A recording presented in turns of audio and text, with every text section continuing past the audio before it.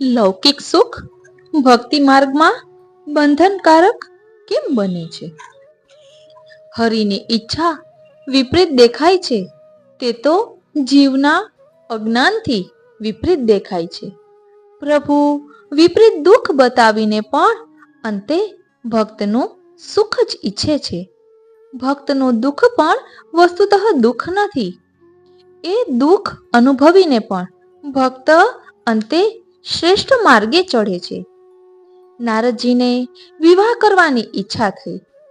ભગવાન જાણતા હતા કે નારદજી વિવાહ કરીને સુખી થવાના નથી. તેથી લૌકિક સુખમાંથી દૂર કરવા નારદજીને મરકટનો મુખ આપી પ્રભુએ લોકમાં નારદજીની હાંસી કરાવી. નારદજીએ લોકમાં પોતાની હાંસી થતી જોઈ પ્રભુનો ઉપકાર માન્યો કે પ્રભુએ મને લૌકિક માર્ગે જતો અટકાવી ભક્તિ માર્ગમાં મારી સ્થિતિ કરાવી. જીવ લૌકિક સુખમાં અભિલાષા રાખે પણ વસ્તુતઃ લૌકિક સુખ એ સાચું સુખ નથી, તે બંધનકારક છે. તેથી પ્રભુ ભક્તને બંધનકારક લૌકિક સુખ કદાપી સિદ્ધ કરતા નથી. પ્રભુ તો સંસાર વેરી હોવાથી સંસાર સુખમાંથી લૌકિક સુખમાંથી ભક્તને દુઃખ બતાવી નિવૃત્ત કરે છે અને ભગવત સેવા ભગવત ભજન પ્રતિ આકર્ષે છે.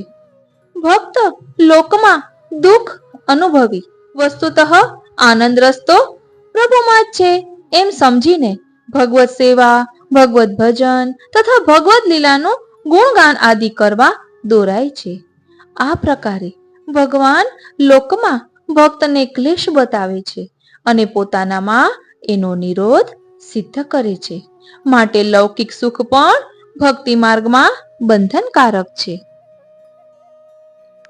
એટલે અહીં આપણને શ્રી મહાપ્રભુજી સમજાવે છે કે લૌકિક દુઃખનો વિચાર કર્યા વિના અલૌકિકમાં આગળ વધવું. હવે શ્રી વલ્લભ પ્રભુ ભાવનું આપણને દાન કરે ત્યારે આપણા જીવનમાં શું પરિવર્તન આવે, આપણી આત્મામાં શું પરિવર્તન આવે તેનું ભાવ દર્શન આજના સત્સંગમાં આપણે કરીશું. વાલા વૈષ્ણવો, જય શ્રી કૃષ્ણ. હું નાતુરી આપ સર્વે વૈષ્ણવોનું આજના આ અલૌકિક સત્સંગમાં હાર્દિક સ્વાગત કરું છું. પુષ્ટિ દેવી જીવ ગોલોકમાંથી ભૂતલમાં પડ્યો. અનેક જન્મોના અંતરાય પછી શ્રી વલ્લભ પ્રભુએ જીવોના ઉદ્ધાર અર્થે ભૂતલ પ્રગટ થયા. એટલે શ્રી વલ્લભ પ્રભુ ભૂતલ પર પ્રગટ થયા. બ્રહ્મ સંબંધ કરાવી તેના માથે મૂળ લીલાધામસ્થ સ્વરૂપને સેવા અર્થે પધરાવી આપ્યું. બ્રહ્મ સંબંધ બધાને થતું નથી. જે જીવો મૂળધામથી ભૂતલ પર પડ્યા તેને જ થાય છે. એનું લક્ષણ બ્રહ્મ સંબંધ લઈ તેવા જીવને પ્રભુ પ્રાપ્તિનો તાપ થશે. સેવા વિના નહીં રહી શકે, અસમર્પિત નહીં લે. આ છે દૈવી જીવ જેને બ્રહ્મ સંબંધ થાય છે તેની નિશાની. જ્યાં સુધી આ દેહે સેવ્યની સેવા દ્વારા સ્વરૂપાનંદનો અનુભવ પ્રાપ્ત નથી કર્યો તો મેં શું પ્રાપ્ત કર્યું? કાલ માયાના પૂરમાં તણાઈ જઈશ. મન દુષ્ટ સંગને લીધે જીવને ધ્યેયમાં સ્થિર થવા નહીં દે. મન જ મોટો શત્રુ છે. મનને વશ કેવલ તાપાત્મક શ્રી વલ્લભના નામ સ્મરણ શ્રી સર્વોત્તમજી જ કરી શકશે. જીવ સ્વતંત્ર રીતે સેવા કે નામ સ્મરણ ધ્યાન કરી શકતો જ નથી. શ્રી વલ્લભ પ્રભુ જ્યારે ભાવનું દાન કરે ત્યારે જ તે નામ સ્મરણ ને સેવા કરી શકે છે. પુષ્ટિમાં ભાવદાન કૃપા જ નિયામક છે, જીવની ઈચ્છા નહીં. જીવ એના મૂળ વરણ્ય સ્વરૂપની કૃપાથી જ ફલ પ્રાપ્ત કરી શકે છે. જીવનો અધિકાર વરણ્ય સ્વરૂપ દ્વારા થાય છે. જ્યાં સુધી ધ્યેય સ્વરૂપ એટલે કે આધિદૈવિક હું પ્રાપ્ત નહીં કરું તો જ્યાં નિજધામમાં પહોંચવું છે ત્યાં કેવી રીતે પહોંચાશે? મહત સ્વરૂપોની વાણી જ મોટું અવલંબન છે. અહીં દયારામભાઈનું એક પદ જોઈએ. હરી હું શું કરું રે, માયા ન મૂકે મારો કેડો. કોટી કલ્પ સુધી એણે ભમાવ્યો, ભમું હજી નહીં છેડો. મુજથી ના છૂટે આપ ન છોડાવો, મારો કિયે કાળ નિવેડો. સેવા સ્મરણ કેમ કરું, મારો ક્ષણ એક ન છાંડે હેડો. શું ગજુ મારું અવિદ્યા જીતીને કરું ચરણમાં નેડો. આપ વિના સૌ એના ચેલા, કોને કહું દુઃખ ફેડો. દાસી તમારી જ્યાંય ઘેરો ત્યાં પાછી ફરે જ્યારે તેડો. કરગરી કહું છું કૃષ્ણ કૃપાનિધિ, ચરણ પડ્યો ન ખસેડો. માયા કાલ અગ્નિથી બચે, દયો કૃષ્ણ કૃપા જલ રેડો. હે પ્રભુ કૃષ્ણ કૃપા જલ રેડો. ખરેખર પુષ્ટિજીવની વાસ્તવિક પરિસ્થિતિ આ પદમાં વર્ણવી છે. પ્રભુની રચેલી આ કાળ માયાને તરવી કપરી છે. પ્રભુ કૃપા થાય તો પ્રભુમાં સ્નેહ થવો અઘરો નથી, પરંતુ કાળ માયાને વશ કરવી કઠિન છે. એ ત્યાગ વિના, તાપાત્મક ગુણગાન વિના નહીં થઈ શકે. અત્યાર સુધી એણે જ જીવને ભટકાવ્યો છે. મનને બધું જ કરવું ગમે છે, પ્રભુનું સ્મરણ કરવું ગમતું નથી. માયા અવિદ્યા પૂતના છે, પાણીમાં જડો થાય છે.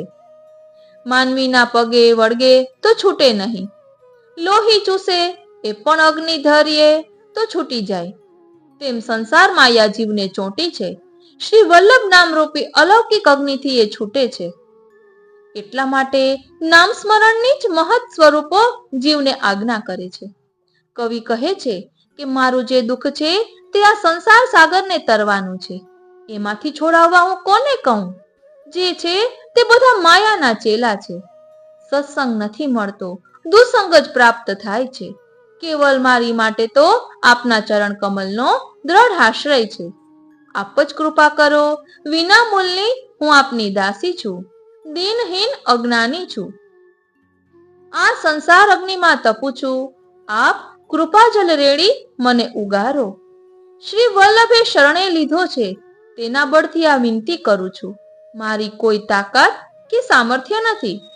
નવરત્નમાં આપ જણાવે છે કે આ સકલ લૌકિક અલૌકિક જગતના કરતા હરતા પ્રભુ જ છે. નિજ ઈચ્છાથી જ જીવનું કાર્ય કરશે. જીવે સ્વકર્તવ્યનું શ્રી મહાપ્રભુજીની આજ્ઞા પ્રમાણે પાલન કરવું એ જ એનો ધર્મ છે. શ્રી વલ્લભ અને એના નિજજનોની કૃપા વિના કાંઈ પ્રાપ્ત થતું નથી. જીવ શ્રી મહાપ્રભુજીની આજ્ઞાનું પાલન કરતો નથી, તે જ મોટો અપરાધ છે. શ્રવણનું મનન કરી જીવનમાં ઉતારવું, 84,252 ભગવદીઓની વાર્તા પ્રમાણે જીવવા પ્રયત્ન કરવો, મન ચિત્તને બધામાંથી કાઢી સ્વરૂપ ધ્યાન સ્મરણ ગુણગાન કરવા. પુષ્ટિ માર્ગમાં પરમ ફલની પ્રાપ્તિ એ જીવનું આધિદૈવિક લીલા મધ્યપાતી સ્વરૂપ જ છે. એ ન પ્રાપ્ત થયું તો જીવન નિષ્ફળ થઈ ગયું જાણવું. એટલે જ કહ્યું છે, શ્રી વલ્લભ શરણ થકી સૌ પડે સહેલું. બોલો શ્રી વલ્લભાધીશ કી જય. શ્રી વલ્લભના લાડીલા વૈષ્ણવોને મારા જય શ્રી કૃષ્ણ. વાલા વૈષ્ણવો, વૈષ્ણવોના 3 જન્મ ક્યાં છે? શ્રી દામોદરદાસ હરસાણીજીના 3 જન્મની લીલા ભાવના વાર્તા સાહિત્ય. ભાવનું પોષણ કઈ રીતે થાય, હૈયામાં પ્રભુ કઈ રીતે બિરાજે, તેનું ભાવ દર્શન આજે આપણે કરીશું.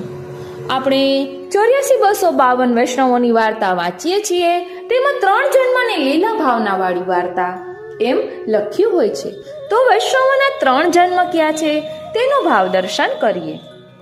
બોલો શ્રી વલ્લભાધીશ કી જય. શ્રી ગુસાઈજી પરમ દયાલ કી જય. શ્યામ સુંદર શ્રી અમને મહારાણી જુ કી જય. શ્રી ગિરિરાજ ધરણ કી જય. વાલા વૈષ્ણવો, જય શ્રી કૃષ્ણ. હું માનાતુરી આપ સર્વે વૈષ્ણવોનું આજના આ અલૌકિક સત્સંગમાં હાર્દિક સ્વાગત કરું છું. વાલા વૈષ્ણવો, વૈષ્ણવનો પહેલો જન્મ શ્રી ઠાકોરજીના ગોલોકધામમાં થયો છે. શ્રી ઠાકોરજીની પહેલા શ્રી ઠાકોરજી સિવાય બીજું કંઈ જ ન હતું. કેવલ શ્રી ઠાકોરજી સ્વયં એકલા ગોલોકધામમાં બિરાજતા હતા. શ્રી ઠાકોરજીને જ્યારે પોતાના સ્વરૂપાનંદની લીલા કરવાની ઈચ્છા થઈ ત્યારે શ્રી ઠાકોરજીએ પોતાના શ્રી અંગમાંથી એ સૃષ્ટિનું સર્જન કર્યું. પહેલા પોતાના અડધા અંગમાંથી શ્રી સ્વામિનીજીને એટલે કે શ્રી રાધાજીને પ્રગટ કર્યા. શ્રી સ્વામિનીજીના મુખચંદ્રમાંથી શ્રી ચંદ્રાવલીજીનું પ્રાકટ્ય થયું. પછી પોતાના શ્રી અંગમાંથી જ લલિતાજી, વિશાખાજી વગેરે સખીજનો અને સઘળો લીલા પરિકર તથા લીલા સામગ્રી શ્રી ગિરિરાજજી, શ્રી યમુનાજી વગેરે પ્રગટ કર્યા. આ જ રીતે શ્રી ઠાકોરજીએ પોતાના શ્રી અંગમાંથી જ દૈવી જીવોને પ્રગટ કર્યા. આ દૈવી જીવો એટલે જ પુષ્ટિ માર્ગીય વૈષ્ણવો. આમ વૈષ્ણવનો આ પહેલો જન્મ થયો. હવે વૈષ્ણવનો બીજો જન્મ જ્યારે સારસ્વત કલ્પમાં શ્રી ઠાકોરજી બાલકૃષ્ણ સ્વરૂપે વ્રજમાં પ્રકટ થયા ત્યારે ગોલોકધામનો સઘળો પરિકર શ્રી ગિરિરાજજી, શ્રી યમુનાજી સહિત વ્રજમાં પ્રકટ થયો હતો.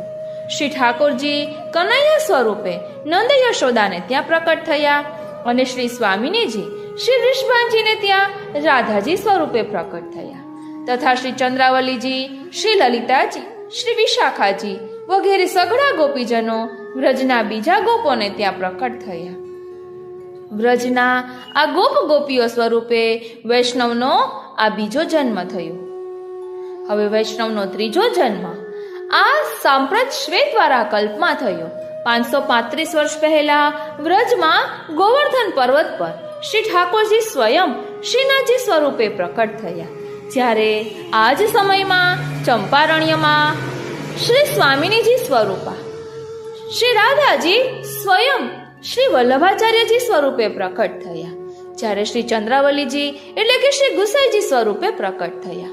ત્યારબાદ શ્રીમદ વલ્લભાચાર્યજીએ પોતાની 52 વર્ષની જીવન લીલા દરમિયાન 3 વખત ભારત ભ્રમણ કરીને 84 દેવી જીવોને વૈષ્ણવોને શરણે લીધા, જેમાં લલિતાજી, વિશાખાજી વગેરે અષ્ટ સખીજનો 84 વૈષ્ણવો સ્વરૂપે પ્રકટ થયા છે. શ્રી ગુસાઈજીએ 252 દેવી જીવોને બ્રહ્મ સંબંધ દ્વારા શરણે લીધા છે. એ જ વલ્લભકુલ પરંપરા મુજબ વલ્લભકુલના આચાર્યો બ્રહ્મ સંબંધ દ્વારા વૈષ્ણવોને શરણે લઈને સાક્ષાત પૂર્ણ પુરુષોત્તમ પરબ્રહ્મ સાથે જીવનો પુનઃ સંબંધ પ્રસ્થાપિત કરે છે. આમ બ્રહ્મ સંબંધ લેનાર પ્રત્યેક વૈષ્ણવોનો આ વૈષ્ણવ સ્વરૂપે ત્રીજો જન્મ ગણાય છે. પુષ્ટિ માર્ગમાં પ્રભુ કૃપાની પ્રાપ્તિ કરી શકીએ છીએ. પ્રભુની કૃપા પ્રાપ્ત કરવા શ્રી યમુનાજીમાં વિશેષ આસક્તિ હોવી જરૂરી છે, કારણ કે શ્રી યમુનાજી પ્રભુના ચતુર્થ પ્રિયા છે. શ્રી યમુનાજી પ્રભુના હૃદયમાંથી પ્રકટ થયા છે, એટલે શ્રી યમુનાજી પ્રભુના હૃદયની પ્રત્યેક વાત જાણે છે. બોલો શ્યામ સુંદર શ્રી યમને મહારાણી જોકી જય. વાલા વૈષ્ણવો, જ્યાં દ્રઢ ભાવ છે, જ્યાં દ્રઢતા છે, ત્યાં શ્રી પ્રભુ બિરાજે છે. જે બીજા ત્રીજા સાધનો કરીને પ્રભુને શોધે છે ત્યાં પ્રભુ મળતા નથી. પ્રભુ ક્યાં મળે છે? તો જ્યાં આશ્રય દ્રઢ છે અને સમર્પણ છે ત્યાં પ્રભુ મળે છે. પ્રભુ ક્યાં મળે છે? તો સત્સંગ દેશ એટલે જ્યાં નિરંતર સત્સંગ થાય છે અને ત્યાં પણ ભક્તિનગર, જ્યાં ભક્તિ પણ વૈષ્ણવો કરે છે ત્યાં પ્રભુ બિરાજે છે. ભક્તિનગરનિયા પ્રેમ ગલીમાં વલ્લભ મારો રહે છે રે. ડાપણ ડાયાનો રાજન ચાલે, ડાપણ ડાયાનો રાજન ચાલે, એ તો ઘેલાને દર્શના દે છે રે. ભક્તિનગરનિયા પ્રેમ ગલીમાં. અહીં કહે છે કે જ્યાં મારા ભક્તો મારું ગુણગાન કરે છે, હે નારદજી, હું મારા ભક્તો જ્યાં મને યાદ કરે છે અને મારું ગુણગાન કરે છે ત્યાં રહું છું. સત્સંગ દેશ અને જ્યાં ભક્તિ તો ભક્તિ કેવી? તો પ્રેમપૂર્વક. શ્રી મહાપ્રભુજીએ પ્રેમ લક્ષણા ભક્તિ જે નવધા ભક્તિ દર્શાવી છે, જે પ્રેમપૂર્વકની ભક્તિ છે, જ્યાં પ્રેમપૂર્વક મારા ગુણગાન થાય છે, ત્યાં હું વસું છું. રાજાના મહેલમાં જઈએ ત્યારે આગળ દરવાન ઊભા હોય. જ્યારે આપણે પ્રભુને પામવા હોય તો હૃદયમાં વિરહતાપ થવો જોઈએ. વિરહતાપ વગર આ મહેલમાં પ્રવેશ ન મળે. સત્સંગ, ભક્તિ પ્રેમપૂર્વક જો કરીએ તો જ આ મહેલમાં આપણો પ્રવેશ થાય છે. ધીમે ધીમે સીડી પર ચડવાનું છે. સેવા કરવા માટે પહેલા શ્રી ગુરુની આજ્ઞા લઈ ને સર્વ સેવા પ્રકાર શીખીને ધીમે ધીમે એક એક પગથિયા ચડવાના છે. સેવા કરતા કરતા સત્સંગ કરવાનું. સત્સંગ કરવાથી મહાત્મ્ય જ્ઞાન પ્રગટ થાય, પ્રેમ થાય છે. દયારામભાઈએ એ આપને બતાવ્યું કે સત્સંગ દેશ, ભક્તિનગર, પ્રેમની પોળ, પછી સેવા કરતા કરતા વિરહતાપ કરવો, એમ એક પછી એક સીડી ચડીને પ્રભુ સુધી પહોંચવાનું મળે છે. નિશ્ચયના મેલમાં વસે મારો વાલમો. હવે મહેલ પ્રવેશ મળ્યો. હવે દીનતાના પાત્રમાં મનમણી મૂકીને ભેટ ભગવંતજીને કરજો રે. આ સંસારમાંથી તારું મન કાઢીને મારામાં મૂકી દે. આપણી અહંતા મમતાને પ્રભુમાં ન્યોછાવર કરી દઈએ. દ્રષ્ટાંત ખૂબ સુંદર આપ્યું કે જેમ કોઈ સ્ત્રીના લગ્ન થાય છે, સપ્તપદીના ફેરા લે છે, પછી પોતાનું સર્વસ્વ પોતાના પતિના ચરણારવિંદમાં સમર્પિત કરે છે, એમ આપણે આપણી અહંતા મમતા પ્રભુના ચરણારવિંદમાં ન્યોછાવર કરી પ્રભુને આપણે વર કરીએ છીએ. કૃપા વિના સિદ્ધિ ન થાય રે. જે કંઈ થઈ રહ્યું છે તે પ્રભુની ઈચ્છાથી થઈ રહ્યું છે. આ બધું ક્યારે થાય? તો કહે છે કે શ્રી વલ્લભના ચરણ થકી જ પ્રભુ સુધી પહોંચવાનું છે. આપણે તો રસ્તો ભૂલ્યા હતા. શ્રી વલ્લભે કૃપા કરીને આપને શરણે લીધા અને આપને પ્રભુને સોંપ્યા છે. જીવ કેટલા પણ દોષો કરે છે પણ પ્રભુ આપણો ત્યાગ નથી કરતા. કારણ કે શ્રી વલ્લભે આપણો હાથ પ્રભુને સોંપ્યો છે અને પ્રભુએ પણ આજ્ઞા કરી છે કે જે જીવને તમે મને સોંપશો એને હું કોઈ દિવસ છોડીશ નહીં, એનો હું ત્યાગ નહીં કરું. એવા શ્રી વલ્લભ મહાप्रभुजी છે. श्री हरिराय महाप्रभु जी आज्ञा करते हैं कि जो कुछ हो रहा है सुख अथवा दुख यह सर्व प्रभु की लीला है. काल में भी सामर्थ्य नहीं है कि वह तो प्रभु का अनुचर है. यह जानकर सर्व में भगवत लीला मान चिंता को संपूर्ण रूप से त्यागना चाहिए. એટલે કોઈ પણ પ્રકારની ચિંતા કરવાની આવતી નથી. બધું પ્રભુની ઈચ્છાથી થઈ રહ્યું છે.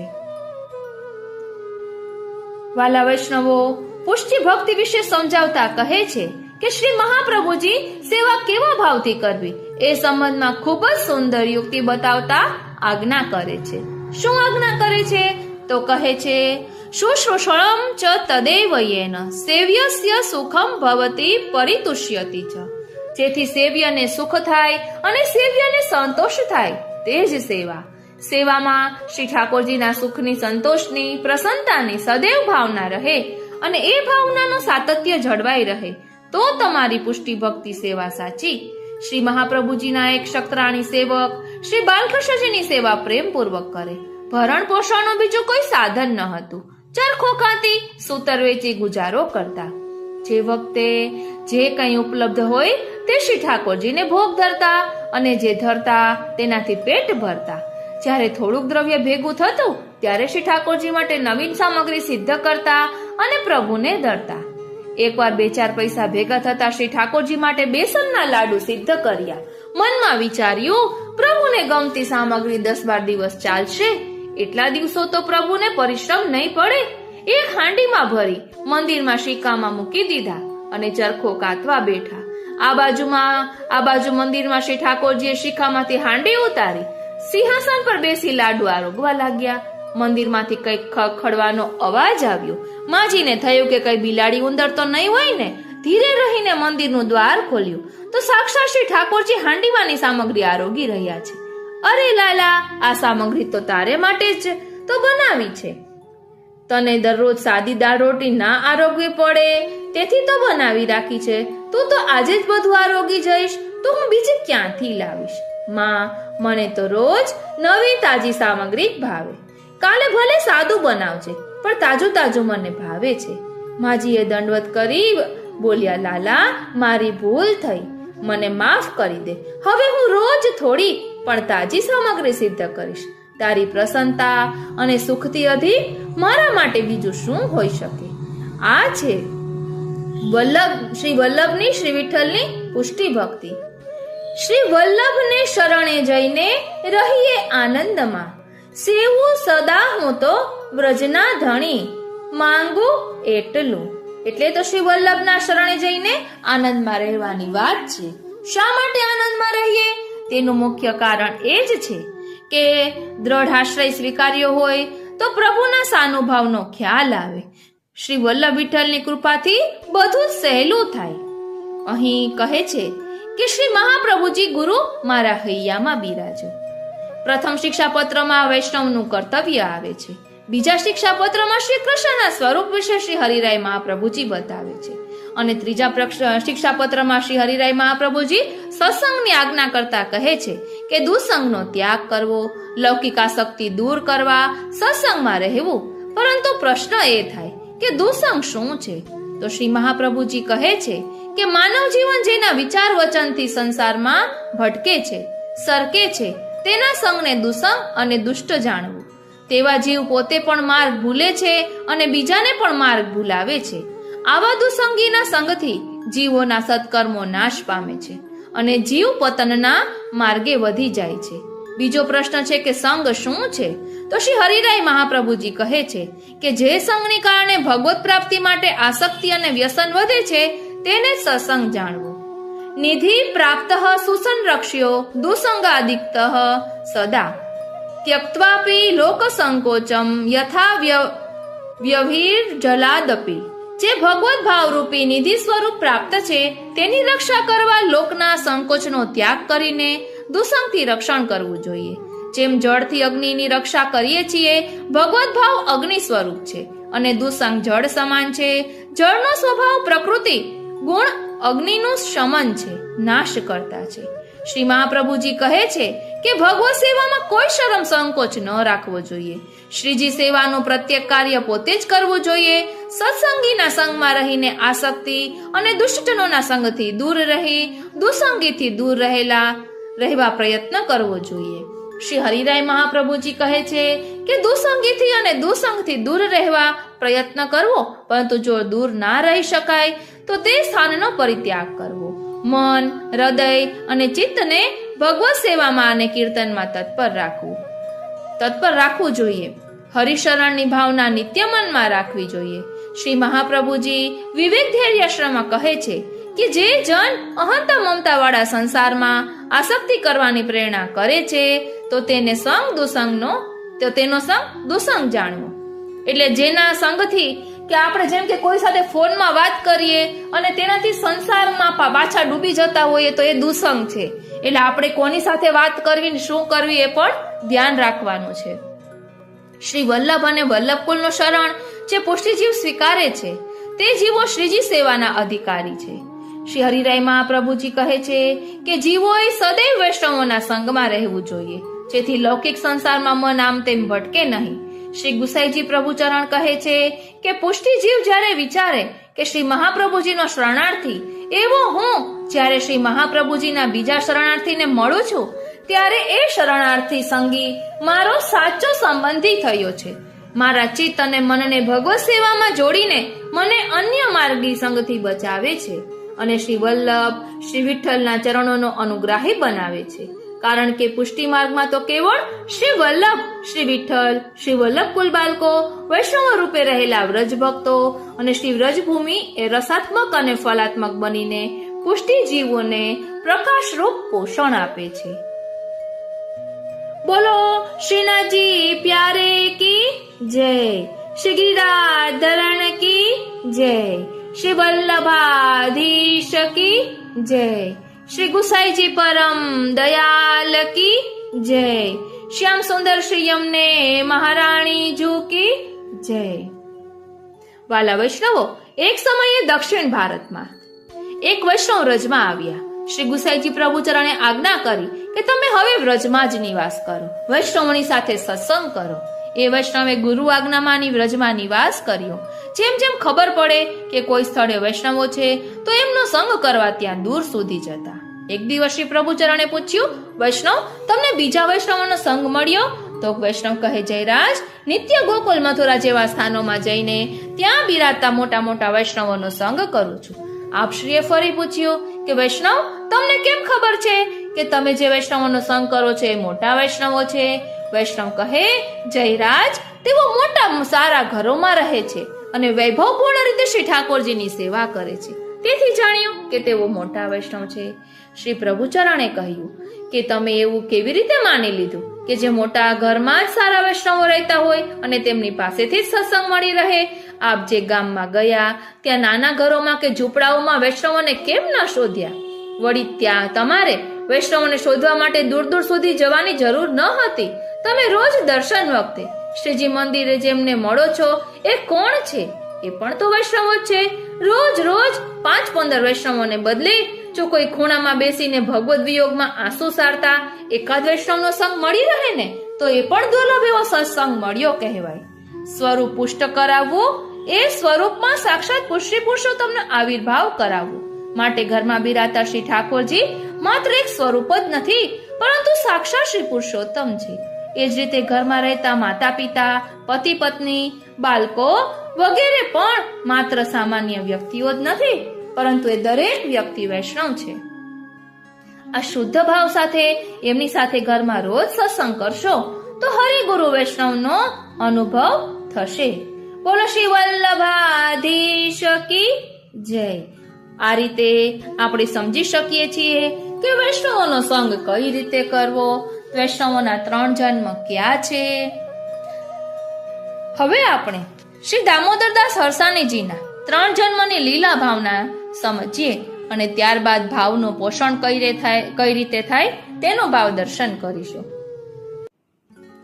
વાલા વૈષ્ણવો, જય શ્રી કૃષ્ણ. શ્રી દામોદર દાસ હરસાની અતિ હરખે ભર્યા. શ્રી દામોદર દાસ હરસાની અતિ હરખે ભર્યા.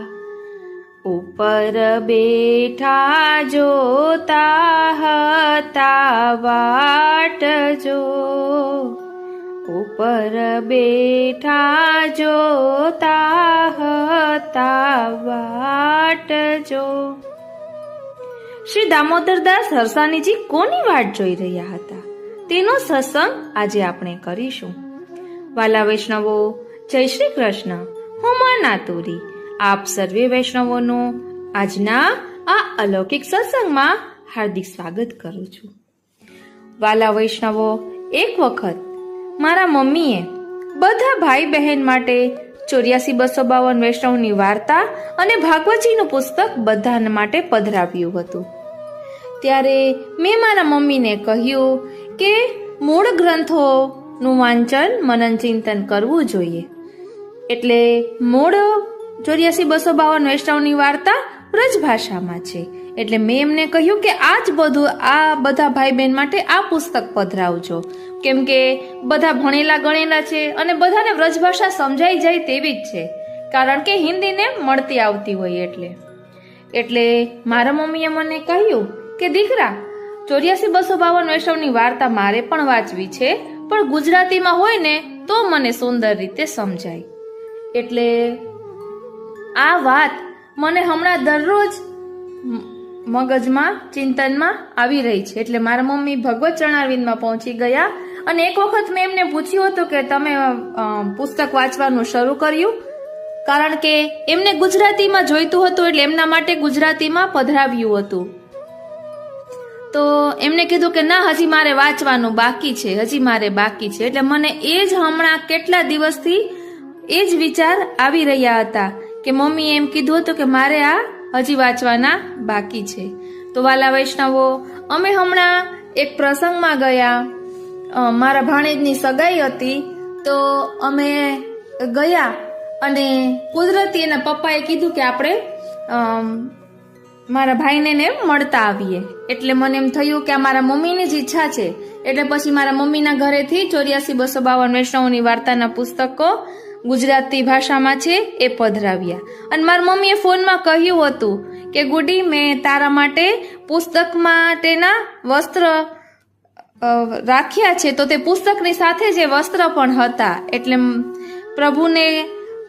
પ્રભુના ખેલ ન્યારા છે. પ્રભુને ક્યારે શું કરવું હોય એ ખબર ન પડ્યા. તો વાત આપને એટલે કરું છું કે પ્રભુ કયા સ્વરૂપે આપણા ઉપર કૃપા કરે એ ખ્યાલ નથી. એટલે કોઈ વૈષ્ણવો એવા પણ હોય કે જેને વ્રજ ભાષા ન સમજાતી હોય, તો એમના મનોરથને પણ પૂર્ણ કરવા પ્રભુએ આ લીલા રચી હોય કે મને વારંવાર એ જ યાદ આવી રહ્યું છે.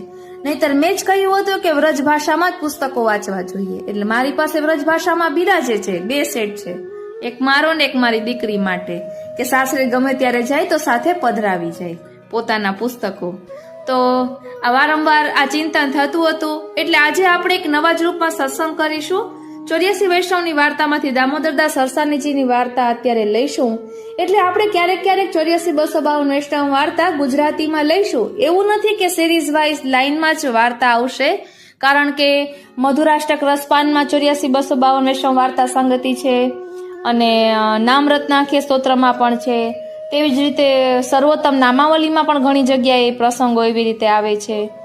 અને યમુનાજીના 41 પદમાં પણ વાર્તા સંગતિ આવે છે.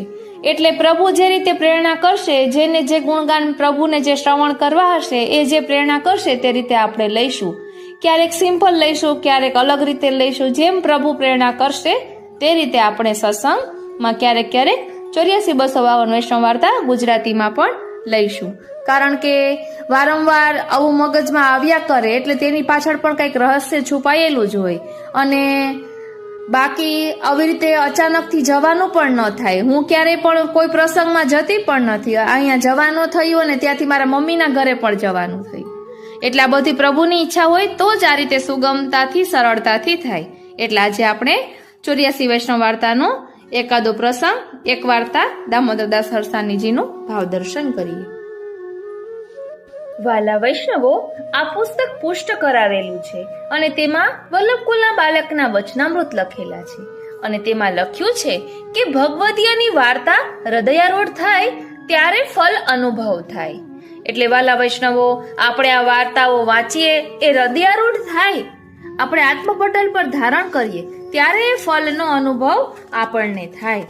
અને અહીં હજુ લખ્યું છે કે 84 વૈષ્ણવો કોણ? તો જવાબ છે પ્રેમ લક્ષણા ભક્તિને બિરાજવાનું પાત્ર. 84 વૈષ્ણવો કોણ? તો કહે છે કે પ્રેમ લક્ષણા ભક્તિને બિરાજવાનું પાત્ર. એટલે આપણે પણ આ વૈષ્ણવોને આપણા હૃદયમાં પધરાવી અને દામોદરદાસ હરસાનીજીના ચરણારવિંદમાં પણ વિનંતી ધરવાની છે કે આપની આડીથી અમે ફળ અનુભવ કરી શકીએ. અમારી યોગ્યતા, અમારી પાત્રતા, અમારા અધિકાર અનુસાર એવી આપ અમારા પર કૃપા કરો. 84 વૈષ્ણવ વાર્તા પહેલી, દામોદરદાસ હરસાનીજી, પાના નંબર 6. એક વૈષ્ણવના મનોરથ સ્વરૂપે આપણે હવે પાના નંબર પણ બોલીશું.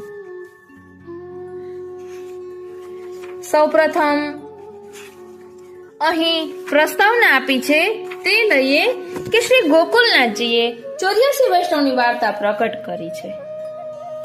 તેનો ભાવ હવે શ્રી હરિરાયજી કહે છે, તેને લખીએ છીએ. ભાવ પ્રકાશ 84 વૈષ્ણવનું આ છે મૂળ કારણ. 84 લાખ યોનીમાં જે દૈવી જીવો પડેલા છે તેમાંથી તેમને મુક્તિ આપવાને અર્થે 84 વૈષ્ણવો કર્યા.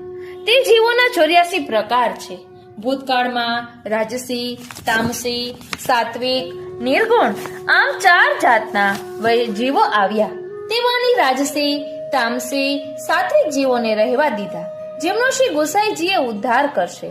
શ્રી આચાર્યજી વિના શ્રી ગોવર્ધનધર લીલામાં રહી શક્યા નહીં, માટે પોતાના અંતરંગી નિર્ગુણ પક્ષના 84 વૈષ્ણવોને પ્રકટ કર્યા. એ એક લક્ષ એટલે કે 1 લાખ નિર્ગુણ ભક્તોનો ઉદ્ધાર ભૂતળમાં આ લીલાના વૈષ્ણવો દ્વારા થયો છે. રસાયણ શાસ્ત્રમાં રસ આદિ વિહારના 84 આસનનું વર્ણન કરેલ છે. તે વિવિધ અંગોમાં ભાવરૂપ 84 વૈષ્ણવો રસલીલા સંબંધે નિર્ગુણ છે. શ્રી ઠાકોરજીના અંગરૂપ શાસ્ત્રીય રીતે 84 આસન એ ભાવે અલૌકિક જ છે. શ્રી આચાર્યજીના 12 એટલે કે 12 અંગો છે જે સ્વરૂપાત્મક છે. એ પ્રત્યેક અંગમાં 7 ધર્મો છે. તેમાં 6 ધર્મોમાં ઐશ્વર્ય, વીર્ય, યશ, શ્રી જ્ઞાન અને વૈરાગ્ય. પછી 7મો એક ધર્મી. આમ કરતા 12 થતા 84 વૈષ્ણવો તથા શ્રી આચાર્યજીના અંગરૂપ અલૌકિક સઘળા સામર્થ્ય રૂપ વળી 84 કોષ વ્રજમાં સાક્ષાત પૂર્ણ પુરુષોત્તમની લીલા છે. એક જીવનો અંગીકાર કરી 84 લાખ યોનિમાં પડેલા દૈવી જીવોનો ઉદ્ધાર કરી વ્રજમાં 84 કોષ, વ્રજમાં જે જીવ લીલા સંબંધી છે તેને ત્યાં પ્રાપ્ત કરાવવાનો અર્થ અલૌકિક 84 વૈષ્ણવ પ્રકટ કરેલ છે. શ્રી આચાર્યજીના 84 વૈષ્ણવ આ ભાવથી છે. હવે અહીં સમજાવે છે કે ભાવ પ્રકાશનું રહસ્ય એટલે શ્રી હરિરાયજીએ કરેલ આ ભાવ પ્રકાશ અત્યંત ગૂઢ છે. તેથી તેનું રહસ્ય ઉદ્બોધન કરવાની આવશ્યકતા ઉપસ્થિત થાય છે. આ ભાવ પ્રકાશમાં દૈવી જીવોનું સ્વરૂપ અને તેની ઉદ્ધાર પ્રક્રિયા કહેવાય છે. શ્રી વલ્લભ અવતારના પુષ્ટિદેવી જીવોના અસલી સ્વરૂપની સંગતિનો સાંપ્રદાયિક ઇતિહાસ આ પ્રમાણે છે. બૃહદ પુરાણ કહે છે કે પુષ્ટિ પુરુષોત્તમ ભગવાન શ્રી કૃષ્ણનો આવિર્ભાવ સારસ્વત કલ્પમાં મુખ્યત્વે શ્રુતિઓને માટે વ્રજમાં થયો હતો. ભગવાને આવિર્ભૂત થઈ અસંખ્ય લીલાઓ કરી. ત્યાં સુધીના તમામ પ્રયાસો શ્રુતિ રૂપાદી ભક્તોના ઉદ્ધાર અર્થે જ હતા. જો આપે ઈચ્છ્યું હોત કે મારા મૂળધામની લીલામાં પ્રાપ્ત થાવ તો કશાય પ્રયાસો વિના જ આવિર્ભૂત થયા વિના તેમ થયું હોત. છતાંય આપને ભૂતળ પર પુષ્ટિ માર્ગ પ્રગટાવવો હતો. તેથી આપે ભૂતળ પર પ્રકટ થઈને સ્વસ્વરૂપ વિવિધ લીલાઓ કરીને શ્રી ગોપીજનોના ઉદ્ધાર કર્યો. તે દ્વારા સિદ્ધાંત પ્રગટ કર્યો કે પુષ્ટિ માર્ગમાં જીવના ઉદ્ધાર માટે ભગવાન પ્રયાસ કરે છે. મર્યાદા માર્ગમાં જીવે પોતે જ પ્રયાસ કરવો પડે છે. આ મર્યાદા માર્ગ દ્વારા પુષ્ટિ માર્ગની વિશિષ્ટતા પણ પ્રકટ થઈ જાય છે. તે સાથે આપે પોતાના પુષ્ટિ માર્ગની શ્રેષ્ઠતા પણ સિદ્ધ કરી દીધી છે. આપે ગોપી આદિ જે સ્ત્રી ભક્તોમાં સ્વયં સાક્ષાત સ્વરૂપના અનુગ્રહ માર્ગને સ્થાપ્યો. શ્રી ઉદ્ધવજીના કહેવા પ્રમાણે એ ભક્તો સ્ત્રીઓ વંચરી, વ્યભિચારી, દુષ્ટા પ્રકારના હતા. આમ હોવા છતાં તેઓના પર પરમ કૃપા કરીને તેમણે પોતાના અવર સ્વરૂપ એવા પ્રેમનું દાન કર્યું અને તેઓને પુષ્ટિ માર્ગના ગુરુની કક્ષા પર સ્થાપ્યા. માટે જ પરમપિતા બ્રહ્માજી, શ્રી શંકર તથા ઉદ્ધવ આદિ ઉચ્ચ કક્ષાના ભક્તો સદાય તેમના ચરણની રજની અપેક્ષા રાખે છે. વળી સ્વયં પુષ્ટિ પુરુષોત્તમ શ્રી કૃષ્ણ ભગવાન પણ હંમેશા તેમની ઈચ્છાને આધીન રહેતા હોય છે. પુષ્ટિ માર્ગની આ જ સર્વશ્રેષ્ઠતાને પણ સિદ્ધ કરેલ છે. ભાવિમાં આ પુષ્ટિ માર્ગનો ભવિષ્યમાં પણ ભૂતળ પર પૃથ્વી પર પુનઃ પ્રકાશ કરવો છે એમ વિચારીને વ્રજમાં રહેલ ભક્તો પૈકીના કેટલાક ભક્તોને આપે ભૂતળ પર રાખ્યા. આમ કરીને પુષ્ટિસ્થ ભગવાને પોતાના કાર્યની તક અગોચરતા, સર્વની સ્વતંત્રતા અને વિરુદ્ધ ધર્માશ્રયત્વ પણ પ્રકટ કર્યું. કેમ કે વૈદિક સિદ્ધાંત અનુસાર ભગવાનનું જેને દર્શન સ્પર્શન થાય તેની ભૂતલ ઉપર સ્થિતિ ફરી સંભવતી જ નથી. એટલે કે તેને જન્મ જન્માંતર હોઈ શકે જ નહીં એમ વૈદિક સિદ્ધાંત કહે છે. પરંતુ પુષ્ટિ માર્ગમાં માત્ર ભગવદ ઈચ્છા જ એકમાત્ર પ્રમાણ હોવાથી અહીં બધું જ શક્ય છે. ઈશ્વર ઈચ્છા જે રીતે જેની સાથે જેવી ક્રીડા કરવાની હોય છે તે રીતે પોતે તેની સાથે તે પ્રકારે તે ક્રીડા કરે છે. તેમાં વેદ આદિ નિયામક હોતા નથી. શ્રીમદ ભગવદ્ ગીતામાં ભગવાનના સ્વતંત્ર તથા વિરુદ્ધ ધર્મ ક્રીડાના અસંખ્ય દ્રષ્ટાંતો આપેલ છે. તેમાંનું એકમાત્ર દ્રષ્ટાંત અહીં રજૂ કરીને આ હકીકતને સ્પષ્ટ કરવામાં આવે છે. દ્રષ્ટાંત: પૂતના નામે રાક્ષસી છળકપટ કરીને શ્રી કૃષ્ણ ભગવાન પાસે આવી, છતાં આપે તેનો તત્કાળ મોક્ષ આપ્યો. ત્યારે ભક્ત મુચુકુંદને સ્વયં દર્શન આપ્યા અને બીજા જન્મમાં તેનો ઉદ્ધાર કર્યો. ભગવાનનું આવું સ્વતંત્ર અને વિરુદ્ધ ધર્મનું ક્રીડન છે. એથી સિદ્ધ થાય છે કે પુષ્ટિ માર્ગમાં એકમાત્ર ઈશ્વર ઈચ્છા જ પ્રમાણ છે. સિદ્ધાંત અનુસાર ભગવદ ઈચ્છાથી ભૂતળ ઉપર જે જીવો રહ્યા તે સૌને જન્માંતરો પ્રાપ્ત થયા અને સહસ્ર પરિવર્તનનો કાળ તેમને ભગવાનથી વિછુરે થયો. માટે શ્રી કૃષ્ણ વિયોગ જનિત તાપ ક્લેશાનંદનું તેમનામાંથી તિરોધાન થયું. ત્યારે ભગવદ ઈચ્છાથી આ ભૂતળના જીવોની શુદ્ધિ સ્વામીજી દ્વારા પ્રભુને આવી. ભૂતળના જીવોની શુદ્ધિ સ્વામીજી દ્વારા પ્રભુને આવી. થોડીક વાલા વૈષ્ણવ આમાં મિસ્ટેક છે લખવામાં, તેથી આપને જીવોના ઉદ્ધારનો વિચાર આવ્યો. આ વખતે આપે નામાત્મક સ્વરૂપ વડે લીલા કરીને જીવોના ઉદ્ધારનો સંકલ્પ કર્યો. કેમ કે રૂપ અને નામ એ બે પ્રકારે આપ પુષ્ટિ માર્ગમાં રહ્યા છો. રૂપ લીલા થકી આપે શ્રી ગોપીજનોનો ઉદ્ધાર પૂર્વે કર્યો છે. તેથી દ્વિતીય નામ લીલા રૂપે આધુનિક દેવી જીવોના ઉદ્ધારનો સંકલ્પ કર્યો. તે સમયે નામ સ્વરૂપના અધિષ્ઠાતા વાકપતિ વૈશ્વાનરને આપે ભૂતળ પ્રગટાવવાની આજ્ઞા આપી. તેમજ શ્રી વિષ્ણુ અને શ્રી વ્યાસને પ્રિય એવા ગુઢાર્થ રૂપ શ્રીમદ ભાગવતના રહસ્યને પ્રગટાવી તેની મારફત જીવોના ઉદ્ધારનો નિર્દેશ કર્યો. આજ્ઞા મુજબ શ્રીમદ વલ્લભ ભૂતળ પર પ્રગટ થયા. શ્રીમદ વલ્લભ ભૂતળ પર પ્રગટ્યા એટલે શ્રી ગોવર્ધનધર ત્યાં રહી શક્યા નહીં, કેમ કે બંને વચ્ચે પરસ્પરનો ગાઢ પ્રેમ છે. અન્ય પ્રકારે અધિષ્ઠાતા પ્રભુ વિના નામ સ્વરૂપની સ્થિતિ શક્ય નથી. માટે આપ પોતાના અંતરંગી નિર્ગુણ માત્ર ભાવરૂપ આનંદરૂપ દૈવી જીવોને લઈ સાક્ષાત નામાત્મક શ્રીમદ ભાગવત સ્વરૂપ દ્વાદશ અંગ વાળા ગોવર્ધનધર શ્રીનાથજીના રૂપથી ભૂતળ પર પ્રગટ્યા. આ માત્ર ભાવરૂપ દૈવી જીવો ભૂતળના જન્મ જન્માંતરને પ્રાપ્ત દૈવી જીવોના આધિદૈવિક સ્વરૂપો હતા. તેમને શ્રી ગોવર્ધનધરે બ્રહ્મ સંબંધ કરાવવાની આજ્ઞા વેળા શ્રીમદ આચાર્યના ચરણમાં ભાવ પ્રકારે સ્થાપ્યા. માટે એ શ્રી આચાર્યજીના દ્વાદશ અંગરૂપ સ્વરૂપાત્મક થયા. ઐશ્વર્ય, વીર્ય, યશ, શ્રી જ્ઞાન પ્રકારે 48 સંખ્યાત્મક છે.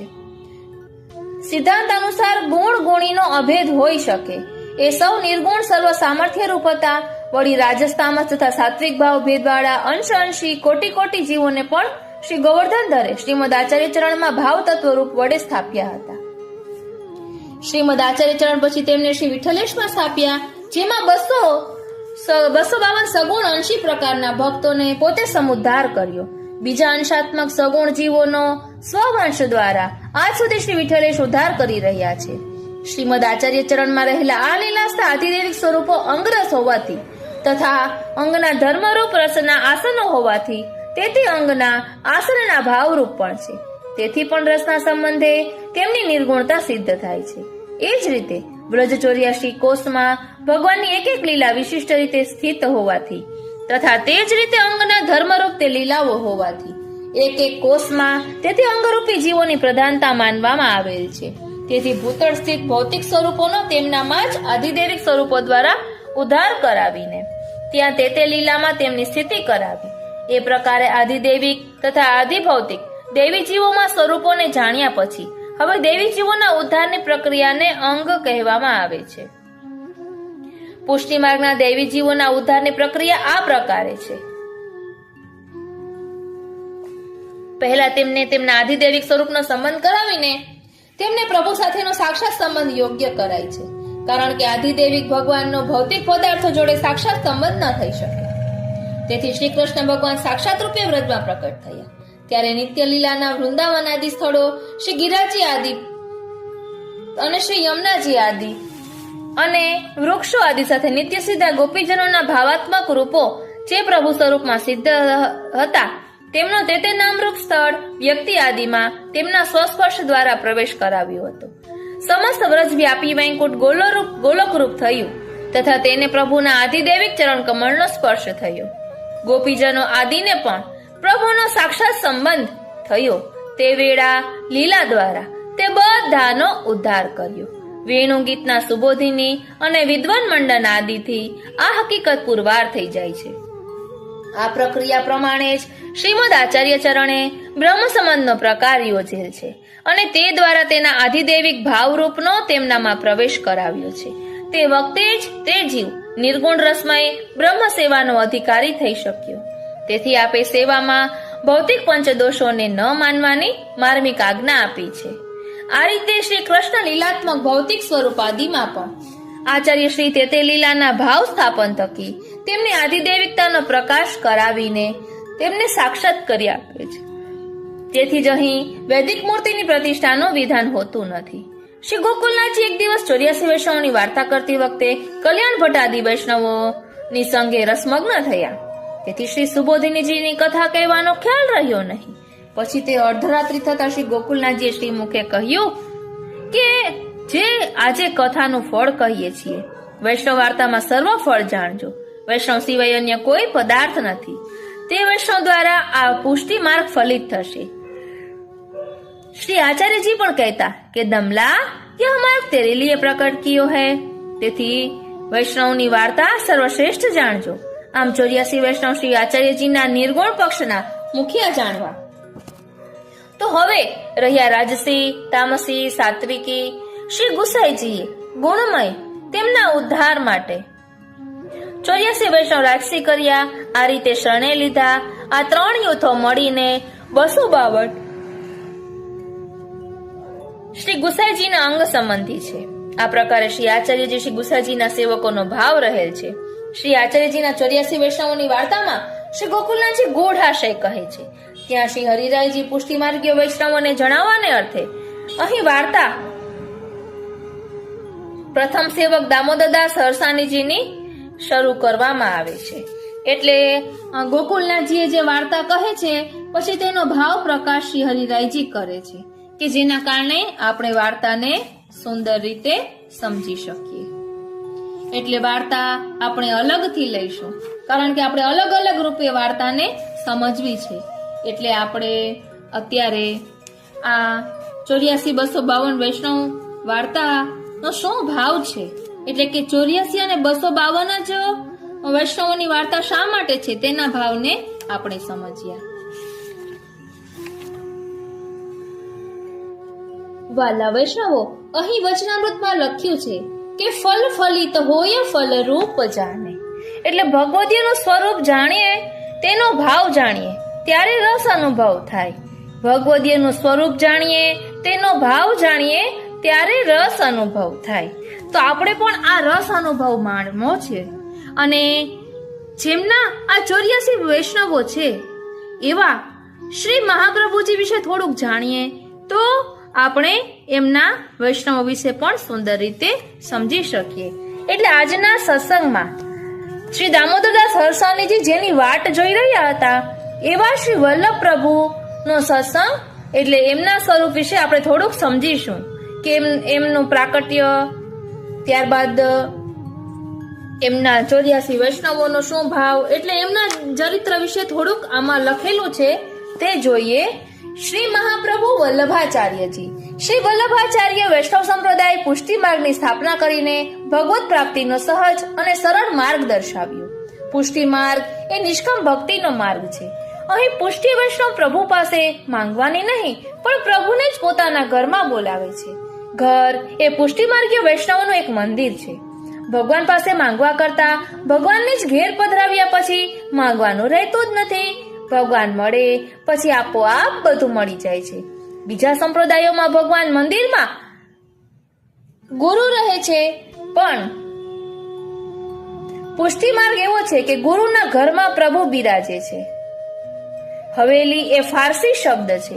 હવેલી એટલે એક સુંદર સજ્જ ઘર.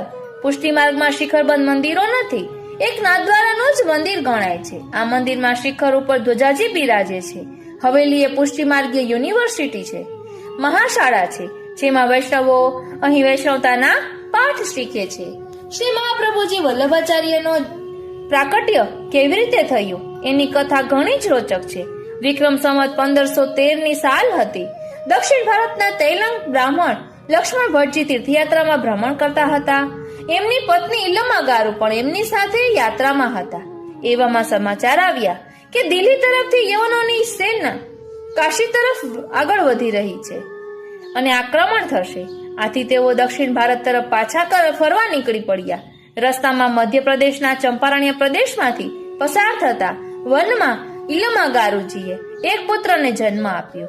આ બાળક જન્મ વખતે ચેષ્ટાહીન જણાયું. અંધકારને કારણે માતાએ તેને મૃતધારી નિર્જન વનમાં નદી તટે સૂકા પાનના ઢગલા નીચે મૂકી ત્યાંથી ચાલી ચૌડા ગામે આવ્યા. ત્યાં પોતાના સાથીદારોને મળ્યા. રાત્રિના સમયે આરામ કરતા આનંદ જણાયો. તેથી સવારે લક્ષ્મણ ભટ્ટજી સાથી અને પત્ની સાથે ત્યાં પાછા આવ્યા, જ્યાં બાળક અંગૂઠો ચૂસીને રમી રહ્યું હતું. આજુબાજુ આગ પ્રગટેલી હતી. ઇલમા ગારુજીએ બાળકને છાતીસર સૂચાવ્યું. આ પ્રસંગે લક્ષ્મણ ભટ્ટજીને પોતાના એક સ્વપ્નની વાત યાદ આવી કે એમના કુળમાં યજ્ઞ પૂરા થતા એક ભગવદ અવતાર થશે. લક્ષ્મણ ભટ્ટજીને લાગ્યું કે આ એ જ અવતારી બાળક છે. આ બાળક એ જ શ્રી વલ્લભાચાર્ય. વિક્રમ સંવત 1535 ચૈત્રવદ 11 રાત્રિના સમયે એમનો જન્મ એટલે એમનું પ્રાકટ્ય ચંપારણ્યમાં આ રીતે થયું હતું. તે ઈસવીસન 1479 નો સમય હતો. લક્ષ્મણ ભટ્ટજી આ પછી પોતાના પરિવાર સાથે કાશીમાં આવી રહેવા લાગ્યા. 8 વર્ષની ઉંમરે શ્રી વલ્લભને યજ્ઞોપવિત સંસ્કાર આપવામાં આવ્યા.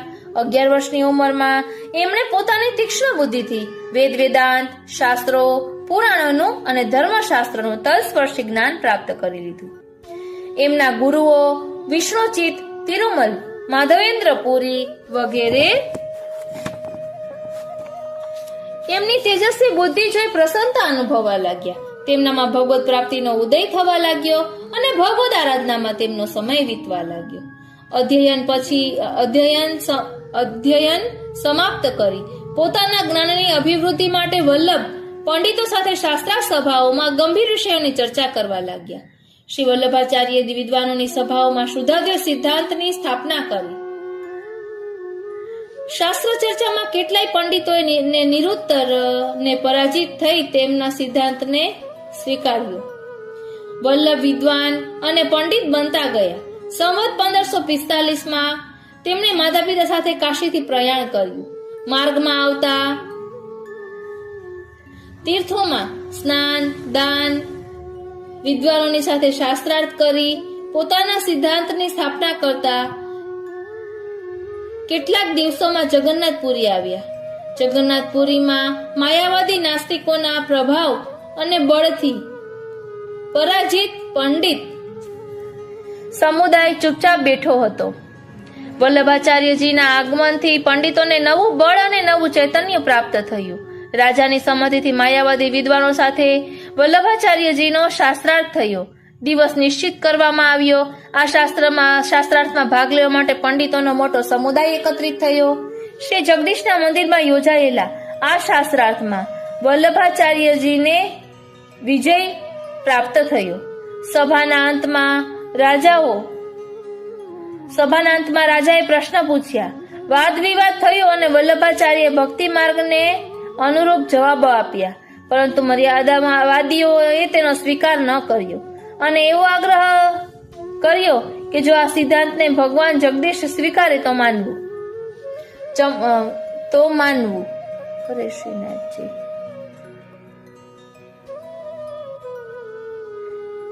હરે શ્રીનાથજી. ફરી એકવાર પંડિતોને નવું બળ અને ચૈતન્ય પ્રાપ્ત થયું. રાજાની સંમતિથી માયાવાદી વિદ્વાનો સાથે વલ્લભાચાર્યજીનો શાસ્ત્રાર્થ માટે દિવસ નિશ્ચિત કરવામાં આવ્યો. આ શાસ્ત્રાર્થમાં ભાગ લેવા માટે પંડિતોનો મોટો સમુદાય એકત્રિત થયો. શ્રી જગદીશના મંદિરમાં યોજાયેલા આ શાસ્ત્રાર્થમાં વલ્લભાચાર્યજીને વિજય પ્રાપ્ત થયો. સભાના અંતમાં રાજાએ 4 પ્રશ્નો પૂછ્યા. મુખ્ય પ્રામાણિક શાસ્ત્ર, સૌથી મોટા દેવ, સૌથી મોટો મંત્ર અને સૌથી ઉત્તમ કર્મ ક્યાં? વાદ વિવાદ થયો અને વલ્લભાચાર્યજીએ ભક્તિ માર્ગને અનુરૂપ જવાબો આપ્યા, પરંતુ માયાવાદીઓએ તેનો સ્વીકાર ન કર્યો અને એવો આગ્રહ કર્યો કે જો આ સિદ્ધાંતને ભગવાન જગદીશ સ્વીકારે તો સાચું. ચમત્કારથી કોરો કાગળ શ્લોકના લખાણથી ભરાઈ ગયો. તેમાં લખ્યું હતું કે સૌથી નાનું શાસ્ત્ર ભગવદ્ ગીતા, સૌથી મોટા દેવ કૃષ્ણ. સૌથી મોટું શાસ્ત્ર ભગવદ્ ગીતા, સૌથી મોટા દેવ કૃષ્ણ, સૌથી મોટો મંત્ર શ્રી કૃષ્ણ શરણમમ શ્રીનાથજી અને સૌથી મોટું કર્મ શ્રી કૃષ્ણની સેવા. આ ચમત્કાર જોતા માયાવાદીઓના હાથ હેઠા પડ્યા અને શ્રી વલ્લભાચાર્યજીનો વિજય થયો. શ્રી વલ્લભાચાર્ય પુરીથી દક્ષિણના તીર્થોની યાત્રા કરી. દક્ષિણની યાત્રામાંથી ફરતા ફરતા તેઓ મથુરા આવ્યા. તેમણે સંપૂર્ણ ભારતની યાત્રા કરી અને ભક્તિ માર્ગનો પ્રચાર અને શુદ્ધાદ્વૈત સિદ્ધાંતની સ્થાપના દ્વારા વૈષ્ણવના મન હરી લીધા. આચાર્ય શ્રીએ સ્થાપિત કરેલા માર્ગને પુષ્ટિ માર્ગ કહે છે. પુષ્ટિ એટલે અનુગ્રહ, પ્રભુની કૃપા. આ પ્રભુ કૃપાનો માર્ગ છે. દીનતા અને અનન્ય આશ્રય એ માર્ગના લક્ષણો છે. મહાલક્ષ્મી નામના એક સાધ્વી સન્નારી સાથે તેમણે 28 વર્ષની ઉંમરે વિધિપૂર્વક લગ્ન કર્યા. પતિનું જીવન સુખમય અને ભગવદીય બનાવવામાં એમના પત્ની પ્રયત્નશીલ રહેતા. શ્રી વલ્લભાચાર્યજીનું દાંપત્ય જીવન આનંદમય હતું. વલ્લભાચાર્યજીની મુલાકાત ચૈતન્ય પ્રભુ સાથે પણ થઈ હતી. આ મુલાકાત એમની ઐતિહાસિક બની ગઈ. વલ્લભાચાર્યજીએ બ્રહ્મસૂત્ર, શ્રીમદ ભાગવત અને શ્રીમદ ભગવદ્ ગીતાને પુષ્ટિ માર્ગના ગ્રંથો તરીકે ગણાવ્યા. તેમણે વાત્સલ્ય રસથી ઓતપ્રોત ભક્તિ પદ્ધતિની શિક્ષા આપી. ભગવાનની યશ લીલાઓનું ગાન એ પુષ્ટિ માર્ગનો મહત્વનું અંગ છે. એમણે 3 વખત સમગ્ર ભારતની પરિક્રમા કરી હતી. ગિરિરાજ ગોવર્ધન ઉપર શ્રીનાથજીનો પ્રાકટ્ય થતા ત્યાં તેમણે મંદિર બનાવડાવી તેમાં શ્રીનાથજીને પધરાવ્યા. વલ્લભાચાર્યજીની પ્રતિભા એટલી વિશાળ હતી કે રાજા મહારાજાઓ પણ આવીને તેમને પગે પડતા હતા. વિજયનગરના મહારાજા કૃષ્ણદેવરાયે તેમને અખિલ ભૂમંડલાચાર્ય તરીકે જાહેર કર્યા અને નગરમાં એમની દિગ્વિજય યાત્રા કાઢી. રાજાએ તેમનું વેદવિધિ મુજબ પૂજન કર્યું. શ્રીનાથજી કેમ નીંદર આવે?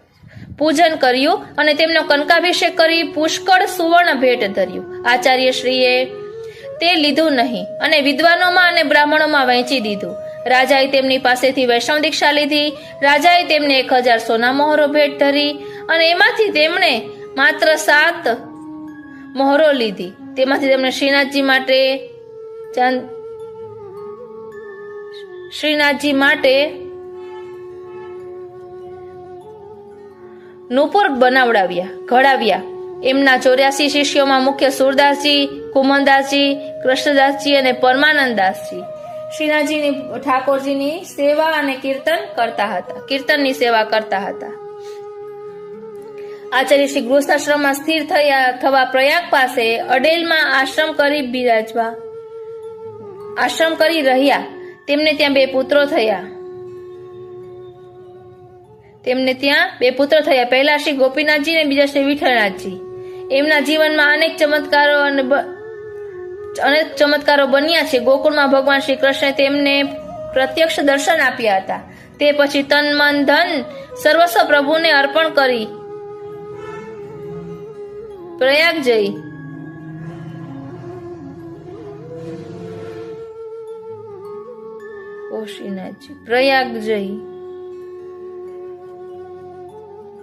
સંન્યાસ દીક્ષા લીધી. સાચો સંત કોને કહેવાય તે શ્રી મહાપ્રભુજીના જીવન પરથી સમજી શકાય છે.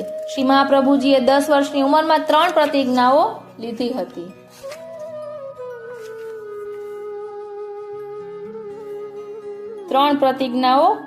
હતી. પેલું, હું પગમાં પાદુકાઓ પહેરીશ નહીં, જીવનભર ખુલ્લા પગે ફરીશ. બીજું, હું આજીવન સીવેલું વસ્ત્ર નહીં પહેરું, માત્ર ધોતી ઉપરણા ધરીશ. ત્રીજું, યાત્રામાં ગામ બહાર કોઈ વૃક્ષ નીચે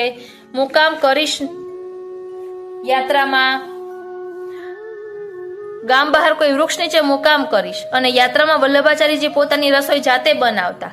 બહુ જ સંયમ અને સાદાઈથી જીવન જીવતા. આ મોટા ભાગની તમામ જગ્યાઓ ઉપર ભગવત કથાનું તેઓ શ્રીએ પારાયણ કર્યું છે.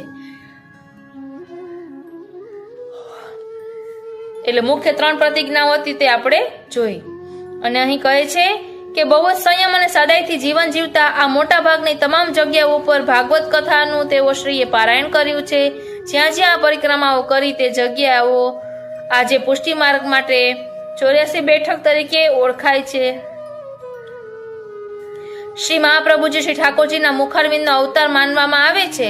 આજે વિશ્વભરમાં 84 વૈષ્ણવોની વાર્તાનું જીવન કથન સ્વરૂપે ઘણી પ્રખ્યાત છે.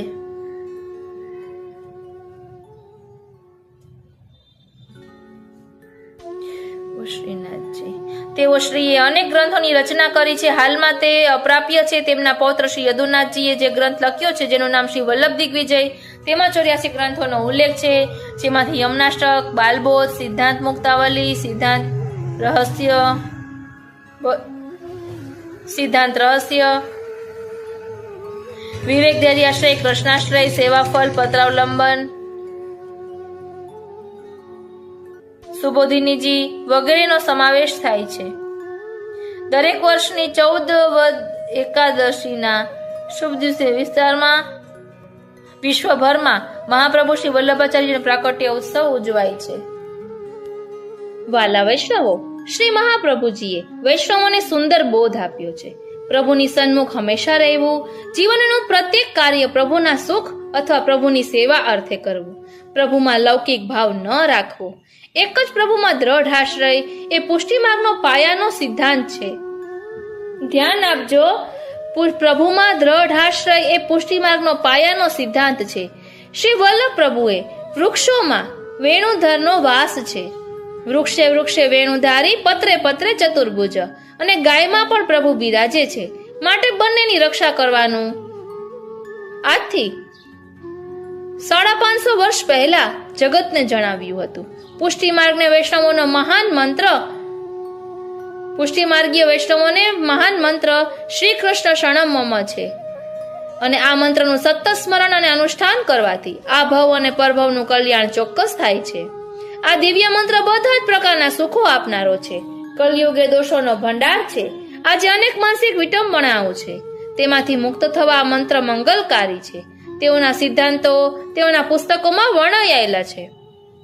ભારતમાં 84 સ્થળોએ આચાર્યશ્રીની બેઠકો છે, જ્યાં તેમણે શ્રીમદ ભાગવતજીનું રસપાન કરાવ્યું હતું. તેમણે શ્રીમદ ભાગવતજીનું પ્રથમ પારાયણ ઉજ્જૈનમાં કર્યું હતું. જીવનના અંતિમ દિવસોમાં તેઓ કાશીમાં આવીને રહ્યા હતા. એક દિવસ હનુમાન ઘાટ ઉપર તેઓ ગંગા સ્નાન કરી રહ્યા હતા. ત્યાં ઊભા ઊભા કૃષ્ણ ધ્યાનમાં લીન હતા. તે વખતે તે જ જગ્યાએ તેમણે જળ સમાધિ લીધી. ગંગાજીમાં એક ઉજ્જવળ જ્યોતિ પ્રગટી અને આકાશ તરફ ઉડવા લાગી. જોતજોતામાં હજારો લોકોના દેખતા એ જ્યોત ઊંચે ને ઊંચે આકાશમાં અદ્રશ્ય થઈ ગઈ. આ વખતે એમની ઉંમર 52 વર્ષની હતી. વિક્રમ સંવત 1587 અષાઢ સુદ ત્રીજ ના દિવસે પ્રભુના આ પરમધામવાસી થઈ ગયા. ભગવાનની આજ્ઞા અનુસાર 52 વર્ષની ઉંમરમાં તેમણે અલૌકિક રીતે એમની જીવન લીલા સંકેલી લીધી અને ગોલોકમાં પ્રયાણ કર્યું. શ્રીમદ વલ્લભાચાર્યજી એક મહાન આચાર્ય જ ન હતા, પરંતુ ઈશ્વરનો અનુગ્રહ પામેલા એક શક્તિ સંપન્ન વિશ્વવંદ્ય વિભૂતિ સાક્ષાત પૂર્ણ પુરુષોત્તમ હતા. તેમણે જે ઉપદેશ આપ્યા તે પણ આજે માનવમાં સંસ્કાર રૂપે ને જ્ઞાન રૂપે પ્રકટ સ્વરૂપ પામી રહ્યા છે. જગત પરમાત્માનું આધિભૌતિક સ્વરૂપ છે, તે સત્ય છે, મિથ્યા નથી. તેનું સર્જન કરનાર પરમાત્મા ખુદ છે. આત્મા પરમાત્માનો અંશ છે, તે કદી મરતો નથી. ભગવાનમાં ભગ એટલે કે જેનામાં ષડ ગુણ ઐશ્વર્ય, વીર્ય, યશ, શ્રી, જ્ઞાન અને વૈરાગ્ય એવા ગુણો છે, તે ભગવાન છે. પુષ્ટિ ભક્તિ આવી વિચારણા ધરાવે છે. પરમાત્માને પામવાના મુખ્ય 3 માર્ગો જ્ઞાન માર્ગ, કર્મ માર્ગ અને ભક્તિ માર્ગ. જ્ઞાન માર્ગ અને કર્મ માર્ગ બધાને માટે સહેલો નથી. આચરણમાં મૂકવો ઘણો કઠિન છે. માટે જન્મ મરણમાંથી મુક્તિ મળે, દુનિયાના સુખને વધુમાં વધુ મોક્ષ મળે, પણ પરમાત્મા તો ન જ મળે. એટલે ગીતામાં ભગવાન સ્વયં કહે છે કે મને તપસ્વી, જ્ઞાની, કર્મી કરતા ભક્તિ સૌથી વધારે પ્રિય છે. ભક્તિ માર્ગ સૌથી શ્રેષ્ઠ છે. તે નાત જાતના, સ્ત્રી પુરુષના, જ્ઞાની અજ્ઞાનીના, રાય રંકના ભેદભાવ સ્વીકારતો નથી. તે બધાને માટે ખુલ્લો છે. વૈષ્ણવ પુષ્ટિ માર્ગ અપનાવીને ભક્તિને અપનાવે છે. તે શ્રી મહાપ્રભુજી આચાર્યજીની દેન છે. ભક્તિને શ્રેષ્ઠ માર્ગ તરીકે પુષ્ટિ સંપ્રદાય દ્વારા અસ્તિત્વ પ્રાપ્ત થયું છે અને તેના દાતા એવા શ્રી વલ્લભાચાર્યજીને કોટી કોટી દંડવત પ્રણામ. આ રીતે આ પુસ્તકમાં આગળ લખ્યું છે. અને અહીં શ્રી મહાપ્રભુજીના ચરણારવિંદમાં વિનંતી કરી છે કે હું તો માંગુ છું શ્રી મહાપ્રભુજી એટલું રે, આપના ચરણોમાં પ્રીતિ થાય. હું તો માંગુ એટલું, દુઃખના તૂટી પડે જો અંપર ડુંગરા રે, તોય સ્મરણ આપનું ન જાય. હું તો માંગુ એટલું, સુખના સાગર કદી અત્યંત ઉછળે રે, તોય સેવામાં ચિત્ત પરોવાય. હું તો માંગુ એટલું, જીવન દોષો સામું જોશો નહીં રે, જીવના દોષ સામું જોશો નહીં રે, જીવના દોષો તણો નહીં પાર રે.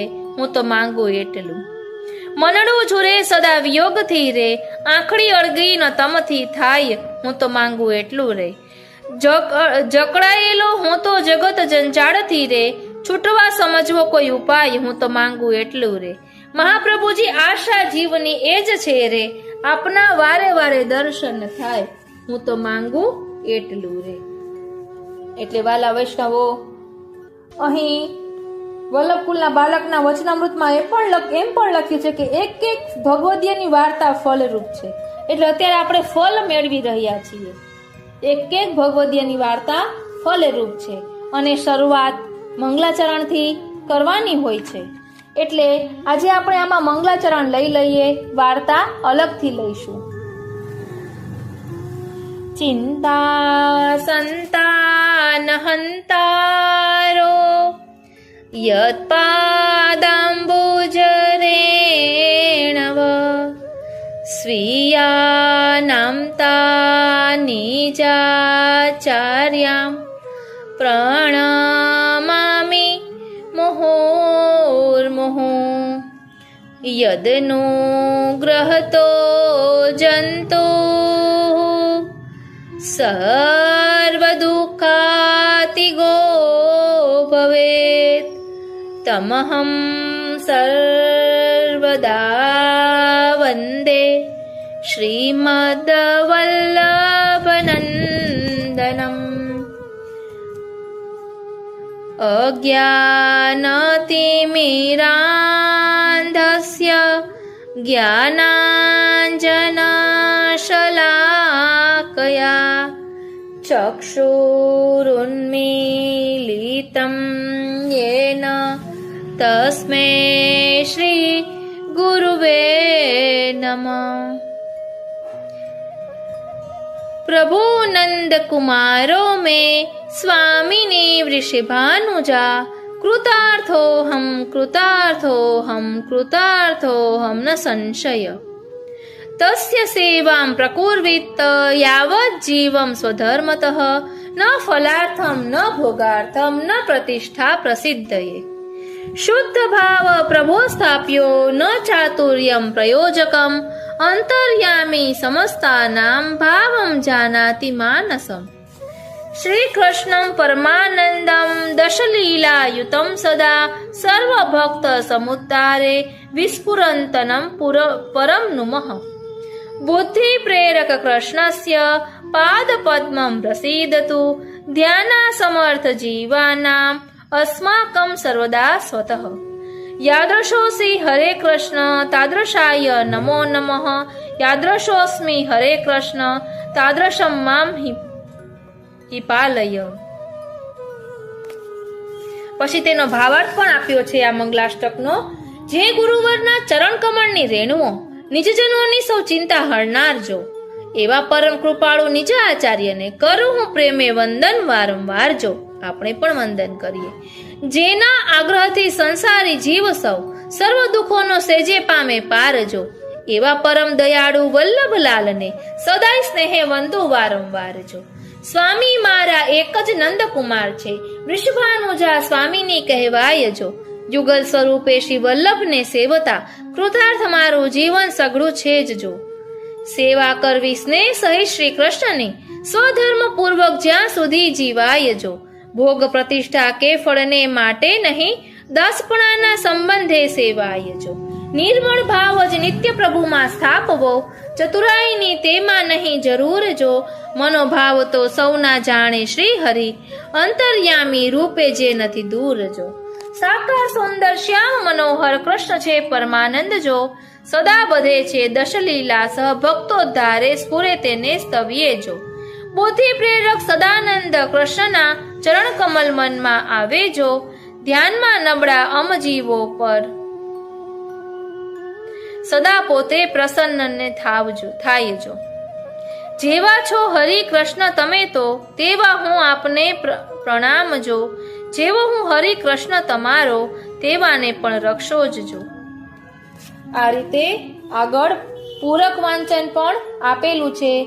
તેમાંથી જ આપણે મહાપ્રભુજીનું સ્વરૂપને સમજ્યા અને હું તો માંગુ એટલું, અને પુષ્ટિ માર્ગીય મંગલાષ્ટક. એટલે આ રીતે આ પુસ્તકમાં અહીં 84,252 નો ભાવ દર્શાવ્યો છે. એટલે આપણે પણ વાર્તા પછી અલગથી લઈશું. આજનો આ સત્સંગ શ્રીનાથજી, શ્રી યમુનાજી, શ્રી મહાપ્રભુજીના ચરણારવિંદમાં સમર્પિત કરું છું. વાલા વૈષ્ણવો, બનશે તો આજે જ આ વાર્તા રેકોર્ડ કરવાનો પ્રયાસ કરીશ, પરંતુ વચમાં આજે માથું દુખવાને કારણે દવા ખાધી હતી તો વચમાં આમ ઊંઘ આવતી હોય એવું રેકોર્ડ થઈ રહ્યું હતું, એટલે બ્રેક લઈને કર્યું. એટલે બનશે તો આજે જરૂરથી કરીશ. આજનો આ સત્સંગ શ્રીનાથજી, શ્રી યમુનાજી, શ્રી મહાપ્રભુજીના ચરણારવિંદમાં સમર્પિત કરું છું. જય શ્રી કૃષ્ણ. વાલા વૈષ્ણવો, જય શ્રી કૃષ્ણ. જ્યાં સુધી આપણા હૃદયમાં ભાવસાગરના મોજા નહીં ઉછળે ને ત્યાં સુધી સેવા અને સ્મરણ જે આપણે કરશું ને તે ફક્ત કર્મ બની રહેશે. તો આપણા મનમાં એમ થાય કે આ ભાવનું રક્ષણ કઈ રીતે કરવું.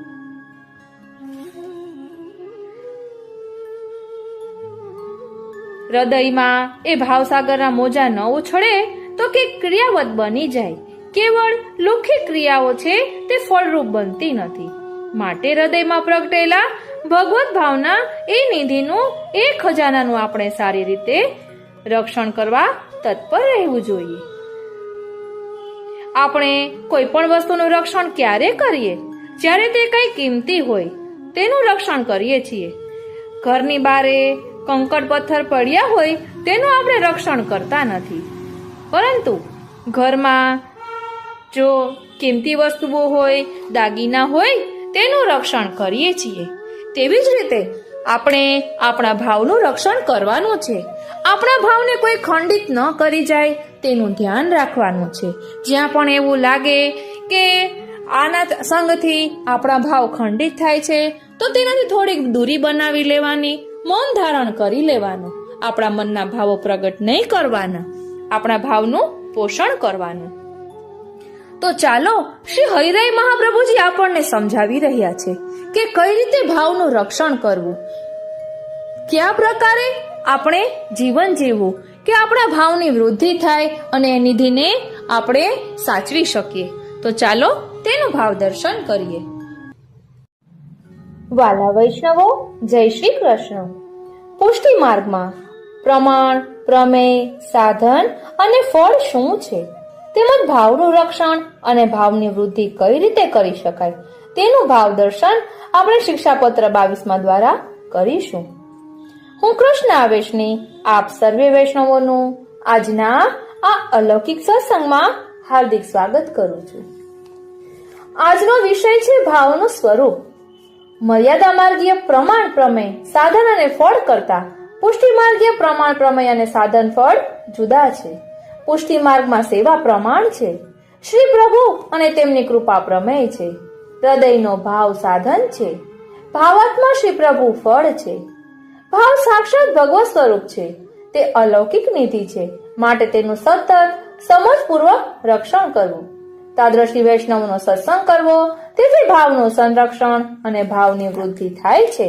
આ બધું જ આપણે આજે વિસ્તારથી સમજવાના છીએ. સૌ પહેલા સંસ્કૃત શ્લોક અને ભાવાર્થ જોઈ લઈએ. શિક્ષાપત્ર 22.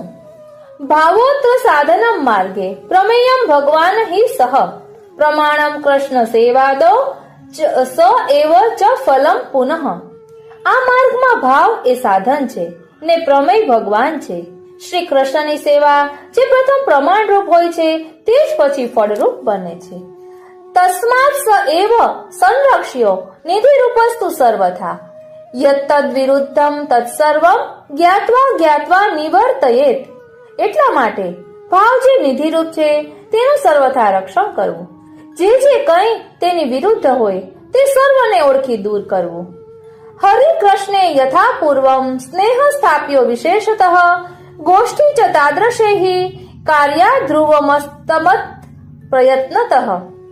વૈષ્ણવ હરિ કૃષ્ણ ઉપર પૂર્વની પેઠે વિશેષ સ્નેહ રાખજો. તેવા તાદ્રશીની સાથે આપણે પ્રયત્નપૂર્વક ગોષ્ઠી કરવી જોઈએ. એતસ્યાંતઃ સ્થિતિઃ પ્રાયઃ સમીચીનાવલોકયતે. એતસ્યાંતઃ સ્થિતિઃ પ્રાયઃ સમીચીનાવલોક્યતે નાન્યચ્ચ લૌકિકમ ચિત્તે વિચાર્યમિહ સર્વથા. તેમની આંતરિક સ્થિતિ કેવા પ્રકારની છે તે બહુધા સ્પષ્ટ જોઈ શકાય છે. તેમના પ્રત્યે આપણા ચિત્તમાં બીજો કોઈ લૌકિક ભાવ કોઈ પણ રીતે વિચારવો નહીં. વિશેષસ્તુ સમગ્રોપી ભાંડાગારિક પત્રતઃ વિજ્ઞેય સર્વથા શીઘ્રમ લિખ્યતામ ચ તદુત્તરમ. વિશેષ ભંડારીના પત્રથી જાણશો, તેનો પ્રત્યુત્તર તરત જ લખશો. આ રીતે આ શિક્ષાપત્ર ફક્ત 5 શ્લોકનું છે, પરંતુ ખૂબ જ સમજવા જેવું છે. એક એક વાક્યો રત્ન સમાન છે. બધા શિક્ષાપત્રોમાં 22મો શિક્ષાપત્ર નાનામાં નાનું શિક્ષાપત્ર છે. એમાં શ્લોક સંખ્યા કેવળ 5 જ છે. 5 શ્લોકમાં શ્રી હરિરાય ચરણ આપણા માર્ગનું અલૌકિક સ્વરૂપ આપણને સુંદર રીતે સમજાવી દે છે. આપણે 4 શબ્દો વારંવાર વિવિધ મહાનુભાવો ના વચનામૃત અને પ્રવચનમાં સાંભળીએ છીએ કે પ્રમાણ, પ્રમેય, સાધન અને ફળ. શ્રીમદ ભાગવતનું શ્રવણ કરીએ ત્યારે પણ પ્રમાણ, પ્રમેય, સાધન ને ફળ આ 4 શબ્દો આપણે શ્રવણ કરીએ છીએ. તેનું સ્વરૂપ અહીં શ્રી હરિરાય ચરણ પુષ્ટિ માર્ગીય રીતે આપણને સમજાવે છે.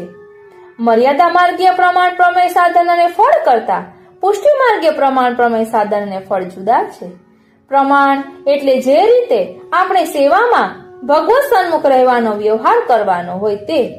પુષ્ટિ માર્ગમાં પ્રમાણ એક જ છે અને તે ભગવત સેવા અને સ્મરણ.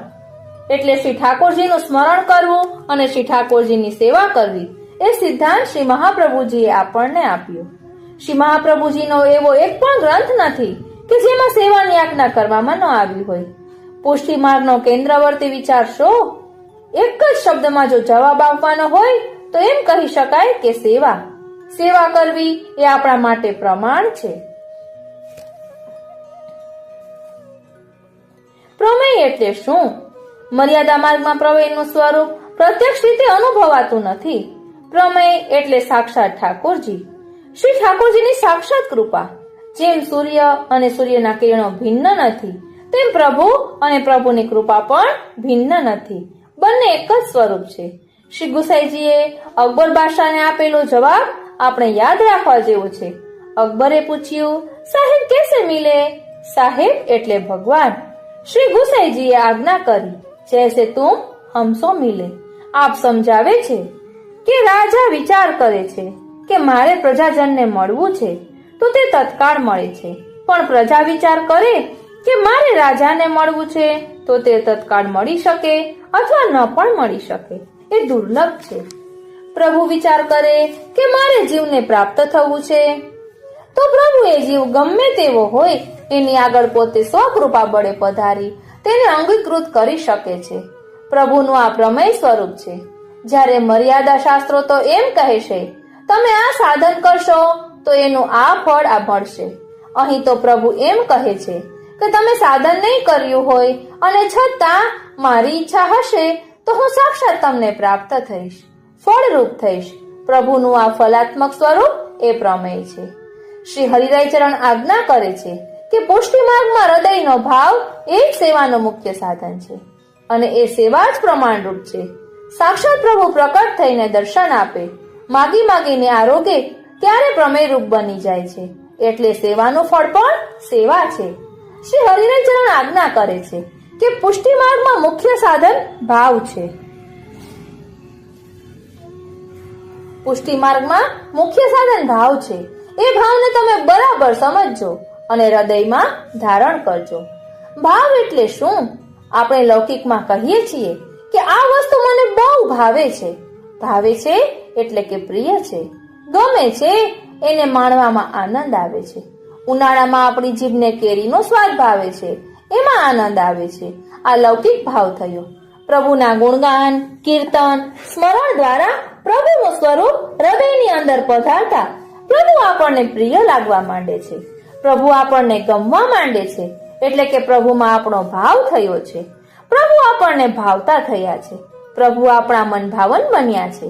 આવી રીતે પ્રભુ પ્રત્યેની પ્રીતિ, પ્રભુ પ્રત્યેનો નિષ્કામ સ્નેહ તે અલૌકિક ભાવનું સ્વરૂપ છે. તે અલૌકિક ભાવ જ્યારે હૃદયમાં પ્રકટ થાય ત્યારે જીવને પોતાના સામર્થ્યનું સાચું ભાન થાય છે કે મારામાં કોઈ શક્તિ નથી, બધું સામર્થ્ય પ્રભુનું છે. મારા કોઈ સાધન નથી, બધા સાધન પ્રભુના છે. હું તો કેવળ કઠપૂતળી જેવો છું. તે નચાવે છે અને હું નાચું છું. દયારામભાઈએ કહ્યું તેમ જેવો જંત્ર વગાડે જંત્રી તેવો સુર નિસરે. હું તો વાજિંત્ર છું, તેને વગાડનાર તો મારા પ્રભુ છે. આવું જ્યારે હૃદયમાં સતત અનુભવાય ત્યારે તેને કહેવામાં આવે છે નિસાધન ભાવ. નિસાધન ભાવનો એવો અર્થ નહીં કે ઘરમાં આર્થિક સંકોચ છે માટે આપણે નિસાધન છીએ. લૌકિક સંપત્તિને અને નિસાધનતાને કોઈ સંબંધ નથી. નિસાધન બની જઈએ કે હે પ્રભુ, તમે જ મારું સર્વસ્વ છો, તમે જેમ રાખો તેમ હું રહું, તમારી પ્રસન્નતા માટે જ મારું જીવન. એ નિસાધનતાનો ભાવ શ્રી હરિરાય ચરણ આજ્ઞા કરે છે કે આવો ભાવ મુખ્ય છે. આપ આજ્ઞા કરે છે કે આ ભાવ એ સાક્ષાત ભગવત સ્વરૂપ છે, કારણ કે અલૌકિક પ્રેમ એ જ ભગવત સ્વરૂપ છે. આ ભાવ એ આપણા માટે અલૌકિક નિધિ છે, ખજાનો છે, માટે તેનું રક્ષણ કરવું. એવી આજ્ઞા નથી કરી કે કેવળ રક્ષણ કરવું, પણ સમજપૂર્વક રક્ષણ કરવું. શ્રી હરિરાય ચરણ આજ્ઞા કરે છે કે આ નિસાધન ભાવનો બીજ શ્રી મહાપ્રભુજીએ કૃપા કરીને બ્રહ્મ સંબંધ મંત્ર દ્વારા આપણા હૃદયમાં સ્થાપિત કર્યું છે, વાવ્યું છે. બીજ જમીનમાં વવાય એ પૂરતું નથી હોતું. એ બીજમાંથી અંકુર ફૂટે, મોટું વૃક્ષ થાય, પુષ્પ અને ફળ આવે, તે માટે ખેડ, ખાતર, પાણી અને વાડ આ ચારેય વસ્તુ જરૂરી છે. એવી રીતે આ ભગવત ભાવનો જે બીજ શ્રી મહાપ્રભુજીની કૃપાથી આપણા હૃદયરૂપી ભૂમિમાં બ્રહ્મ સંબંધ મંત્ર દ્વારા રોપાયું છે, તેને માટેના ખેડ, ખાતર અને પાણી ભક્તિવર્ધિનીમાં શ્રી મહાપ્રભુજીએ કૃપા કરીને બતાવ્યા છે. શ્રી મહાપ્રભુજીએ ત્યાં 3 બાબતોની આજ્ઞા કરી છે. એક તો તમે લૌકિક વિષયોનો ત્યાગ કરવા માંડો, તે ખેડ છે. એકલી ખેડ કામની નહીં, તેમાં ખાતર નાખવું પડે. તો ભગવદીઓ સાથે મળીને ભગવત ગુણગાનનું શ્રવણ કરવું તે ખાતર છે. ખેડ કરીએ, ખાતર નાખીએ અને જળ ન સિંચીએ તો બધું જ બળી જાય. માટેના જળના સિંચન તરીકે છે કીર્તન. જેનું તમે શ્રવણ કર્યું છે એ ગુણગાનનું અનવસરના સમયમાં કીર્તન કરો. એમ કરતા કરતા તમારો ભગવત ભાવ પ્રેમ રૂપે અંકુરિત થશે. પ્રેમ રૂપે અંકુરિત થાય તે પછી સેવા દ્વારા એ ભગવત ભાવનું વર્ધન, પોષણ અને સંરક્ષણ કરતા કરતા તમે આસક્તિ રૂપી પુષ્પ અને વ્યસન રૂપી ફળને પ્રાપ્ત કરી શકશો. અહીં શ્રી હરિરાય ચરણે આજ્ઞા કરી કે આ ભગવત ભાવ રૂપી નિધિ જે શ્રી મહાપ્રભુજીની કૃપાથી આપણને પ્રાપ્ત થયો છે તે એવો દુર્લભ ખજાનો છે. આપણે બેદરકાર રહીએ એવું ન થાય તે માટે ભગવત ભાવનું રક્ષણ કરવાથી જે કંઈ વિરુદ્ધ હોય, જે કોઈ બાબતો ભગવત ભાવના રક્ષણમાં પ્રતિબંધ કરનારી હોય તે બધીને જ્ઞાતવા બરાબર જાણી જાણીને દ્રઢતાથી છોડતા રહેજો. તમે તેનાથી દૂર રહેજો. ભગવત ભાવનું રક્ષણ કેમ થાય એ બાબતમાં પણ હંમેશા ચોકસાઈપૂર્વક, સાવધાનીપૂર્વક તત્પર રહેજો. આટલી આજ્ઞા કર્યા પછી શ્રી હરિરાય ચરણે આ શિક્ષાપત્રના અંતિમ 2 શ્લોકમાં શ્રી ગોપેશ્વરજીને અંગત રીતે આજ્ઞા કરી કે આપના તરફથી સમાચાર જાણીને હવે મને સંતોષ થયો છે. શ્રી ગોપેશ્વરજીના શ્રી વહુજી મહારાજના લીલા ગમન બાદ સેવામાં સહાયક જવાને કારણે પ્રભુને પરિશ્રમ થશે, તેને કારણે તેમના મનમાં ક્લેશ થતો હતો. તેનું નિવારણ પહેલા 10 પત્રોથી શ્રી ગોપેશ્વરજીને જ્યારે થયું ત્યારે આપે ઉત્તરમાં પોતાના મનની સ્થિતિ હવે ફરી પાછી સ્વસ્થ થઈ છે એમ જણાવેલું. એ જાણીને શ્રી હરિરાય ચરણે પ્રસન્નતા વ્યક્ત કરી હતી. અહીં 22મા શિક્ષાપત્રમાં આપ આજ્ઞા કરે છે કે હરિકૃષ્ણ નામના એક તાદ્રશી વૈષ્ણવ તમારી નજીકમાં છે. તમે એમનો સત્સંગ કરતા રહેજો. તેમના દ્વારા તમારું મન પ્રભુમાં વિશેષ લાગેલું રહેશે. શ્રી હરિરાય ચરણ પોતાના લઘુ ભ્રાતા શ્રી ગોપેશ્વરજીને પણ ભગવદીઓનો સત્સંગ કરવાની આજ્ઞા કરે છે. ત્યારે આપણે તો પામર જીવો છીએ. આપણે જો સત્સંગ નહીં કરીએ, આપણું કોરા કપડા જેવું હૃદય ભગવત ભાવથી નહીં ભીંજાય, આપણો આ મનુષ્ય દેહ અને તેમાંય પ્રાપ્ત કરેલ વૈષ્ણવ ધર્મ વૃથા ગુમાવી દઈશું. શ્રી હરિરાય ચરણ જરૂરી લૌકિક કાર્યો માટે શિક્ષાપત્રમાં કોઈ ઉલ્લેખ કરતા નથી, કેવળ ભગવદ વાર્તા જ કરે છે, કેવળ શ્રી મહાપ્રભુજીના સિદ્ધાંતો જ નિરૂપે છે. અને જે કંઈ લૌકિક આવશ્યક કાર્યો છે તે અંગે પત્ર લખવા માટે પોતાના પરિચારકોને આપ આજ્ઞા કરે છે, એવું આ શિક્ષાપત્રથી સમજાય છે. કારણ કે છેલ્લા શ્લોકમાં આપ કહે છે કે વિશેષ વાત તો ભંડારીના પત્રથી આપ જાણશો. આમ આપ પોતાના પત્રોને કેવળ સિદ્ધાંતોના નિરૂપણ પૂરતા જ મર્યાદિત રાખે છે અને તે દ્વારા આપણને એમ સૂચવે છે કે ભગવદ વાર્તા સાંભળ્યા પછી પણ મૌન રહીએ. મૌન રહીને આપણે જે કંઈ શ્રવણ કર્યું છે તેનું મનન ચિંતન અને નિધિધ્યાસન કરીએ અને તેને જીવનમાં ઉતારવા માટે તત્પર રહીએ. તેના ચિંતનમાં સતત તત્પર રહીએ. ગાય અને ભેંસ ઘાસ ખાધા પછી છાયણે બેસીને નિરાતે વાગોળે છે, તેમ આપણે ભગવદ વાર્તાનું શ્રવણ કર્યા પછી એને વાગોળ્યા કરીએ. એ આજ્ઞા પરોક્ષ રીતે શ્રી હરિરાય ચરણ આ શિક્ષાપત્રના અંતિમ શ્લોક દ્વારા આપણને સમજાવે છે.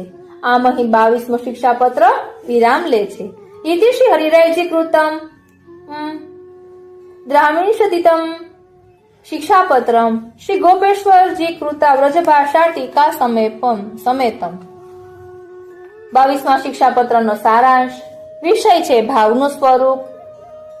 મર્યાદા માર્ગીય પ્રમાણ પ્રમેય સાધન અને ફળ કરતા પુષ્ટિ માર્ગીય પ્રમાણ પ્રમેય સાધન અને ફળ જુદા છે. પુષ્ટિ માર્ગમાં સેવા પ્રમાણ છે, શ્રી પ્રભુ અને તેમની કૃપા પ્રમેય છે, હૃદયનો ભાવ સાધન છે, ભાવાત્મા શ્રી પ્રભુ ફળ છે. ભાવ સાક્ષાત ભગવત સ્વરૂપ છે, તે અલૌકિક નિધિ છે, માટે તેનું સતત સમજપૂર્વક રક્ષણ કરવું. તાદ્રશી વૈષ્ણવનો સત્સંગ કરવો, તેથી ભાવનું સંરક્ષણ અને ભાવની વૃદ્ધિ થાય છે.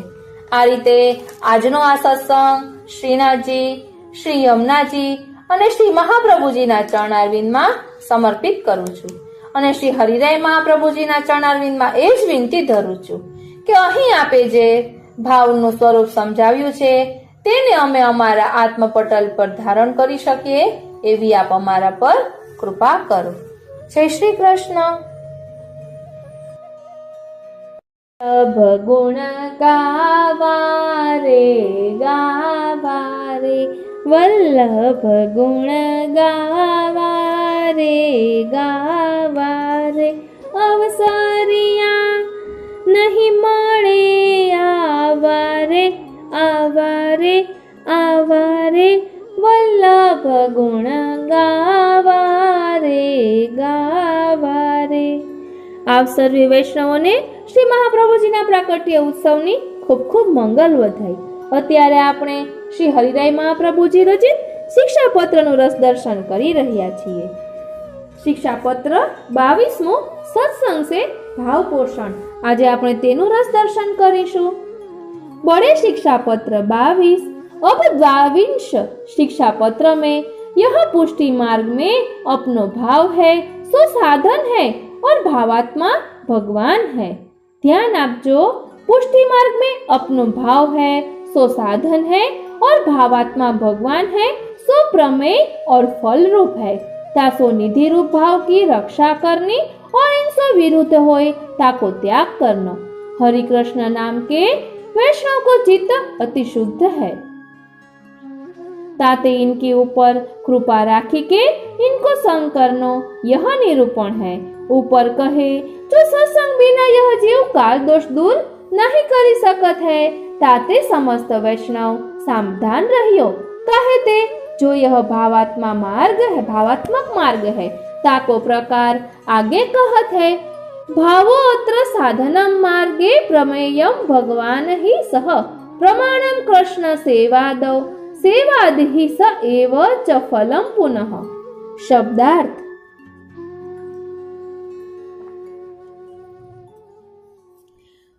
पुष्टि मार्ग में भाव है सो साधन है, प्रमेय सो ही भगवान है. प्रथम श्री कृष्ण की सेवा प्रमाण रूप है और फेरी सो ही फल रूप है, अथवा श्री कृष्ण की सेवा आदि जो कार्य है सो प्रमाण है और फेरी सो ही फल रूप है. टीका. यह पुष्टि मार्ग में भाव सो ही सर्वोपरि साधन है भगवान को प्रमेय बल फल है, श्री ठाकुर जी हूँ फलात्मक भाव रूप प्रमेय रूप है। यह पुष्टि मार्ग में यह प्रमाण नहीं, जो इतनी सेवा ते फल होय। जब प्रमेय बल विचारे ताहि क्षण फलदान होय। ताते श्री कृष्ण की सेवा है, सोई प्रमाण और सोई फल रूप है। ज्ञान मार्ग तथा कर्म मार्ग में साधन तथा फल न्यारो है। फल पाए पीछे साधन न करे, सो यह पुष्टि मार्ग में नहीं है। साधन हूँ मैं श्री कृष्ण की सेवा और फल हूँ मैं श्री कृष्ण की सेवा है। तामे फल रूप जानी सेवा कर्तव्य है। श्री कृष्ण की सेवा उपरांत और फल कहा है, सो नवम स्कंध में श्री भगवान कहे हैं, मत सेवया प्रतितम च सालोक्यादि चतुष्टयम् नेच्छन्ति सेवया पूर्णाः कुतोऽन्यत् काल विप्लुतम्। मेरी सेवा ते प्रतियमान सालोक्यादि चतुर्विध मोक्ष को मेरी सेवा ते पूर्ण मेरे भक्त नहीं इच्छत है। सो काल में डूबे ऐसे राज्यादिक को कहते चाहे। ऐसे भक्त मेरी सेवा में विश्वास किए हैं, जो चारों प्रकार की मुक्ति को हो नहीं चाहत है। सेवा ही करी पूर्ण है, सो भक्ति को हो बाधक रूप जानी नहीं चाहत है। तीन को और कहा नहीं बाधक है। ताते प्रमाण हो कृष्ण सेवा और फल हो कृष्ण सेवा है। અહીં એક પ્રસંગ યાદ આવે છે કે એક વૈષ્ણવને જ્યારે સેવા બહારની ટહેલ બધી કરવા મળતી હતી ત્યારે તેને સેવાના મહાત્મ્યની ખબર ન હતી અને સેવાના મહાત્મ્યની ખબર પડ્યા બાદ સેવા કરવા મળતી ન હતી। પછી તેમને તેમના ગુરુદેવને પૂછ્યું કે મારે શું કરવું, તો તેમના ગુરુદેવે કહ્યું કે ભક્તેચ્છા પૂરકાય નમઃની માળા કરો, 3 માળા રોજ કરવી એમ કહ્યું। તો તે વૈષ્ણવ દરરોજ 3 માળા ભક્તેચ્છા પૂરકાય નમઃની કરે અને તેને કહ્યું હતું કે 3 મહિનામાં બધું સારું થઈ જશે ને આપને સેવા કરવા મળશે। તો તેને સેવા કરવા પણ મળી। તો તે વૈષ્ણવને દરરોજ સરળતાથી સેવા કરવા મળી। તો તે વૈષ્ણવને મનમાં આવ્યું કે આ તો સાવ સહેલું છે, કે સેવા કરવી તે કઈ કઠિન વાત નથી, એટલે થોડોક સૌભાગ્ય મદ થયો। તો બધી સેવા છૂટી ગઈ, બધું અનુકૂળ હતું તે પ્રતિકૂળમાં ફેરવાઈ ગયું। આપણે જે રીતે ગોપી ગીતનું વર્ણન આવે છે કે ગોપીઓને સૌભાગ્ય મદ થયો એટલે પ્રભુ અંતર ધ્યાન થયા। એટલે ખાસ ધ્યાન રાખવું કે આપણે જરા પણ સૌભાગ્ય મદ ન આવી જાય તો પ્રભુ અંતર ધ્યાન થાય છે। પ્રભુ અંતર ધ્યાન થઈને બીજે ક્યાંય નહીં પણ આપણા હૃદયમાં બિરાજી જાય છે ને આપણે તેને બારે શોધીએ છીએ। કાલે જ કાલિંદી બેટીજીના વચનામૃતમાં સાંભળ્યું કે એક વૈષ્ણવને સ્વપ્ન આવે તો ઠાકોરજી ભાગી જાય છે, દોડે છે, તો તેની પાછળ આ વૈષ્ણવ દોડે છે એવું તેમને વાત કરી। તો કાલિંદી બેટીજીએ કહ્યું કે તો પાછળ દોડવું, પ્રભુ મળશે જ। જશોદાજી પણ ઠાકોરજીની પાછળ દોડ્યા હતા।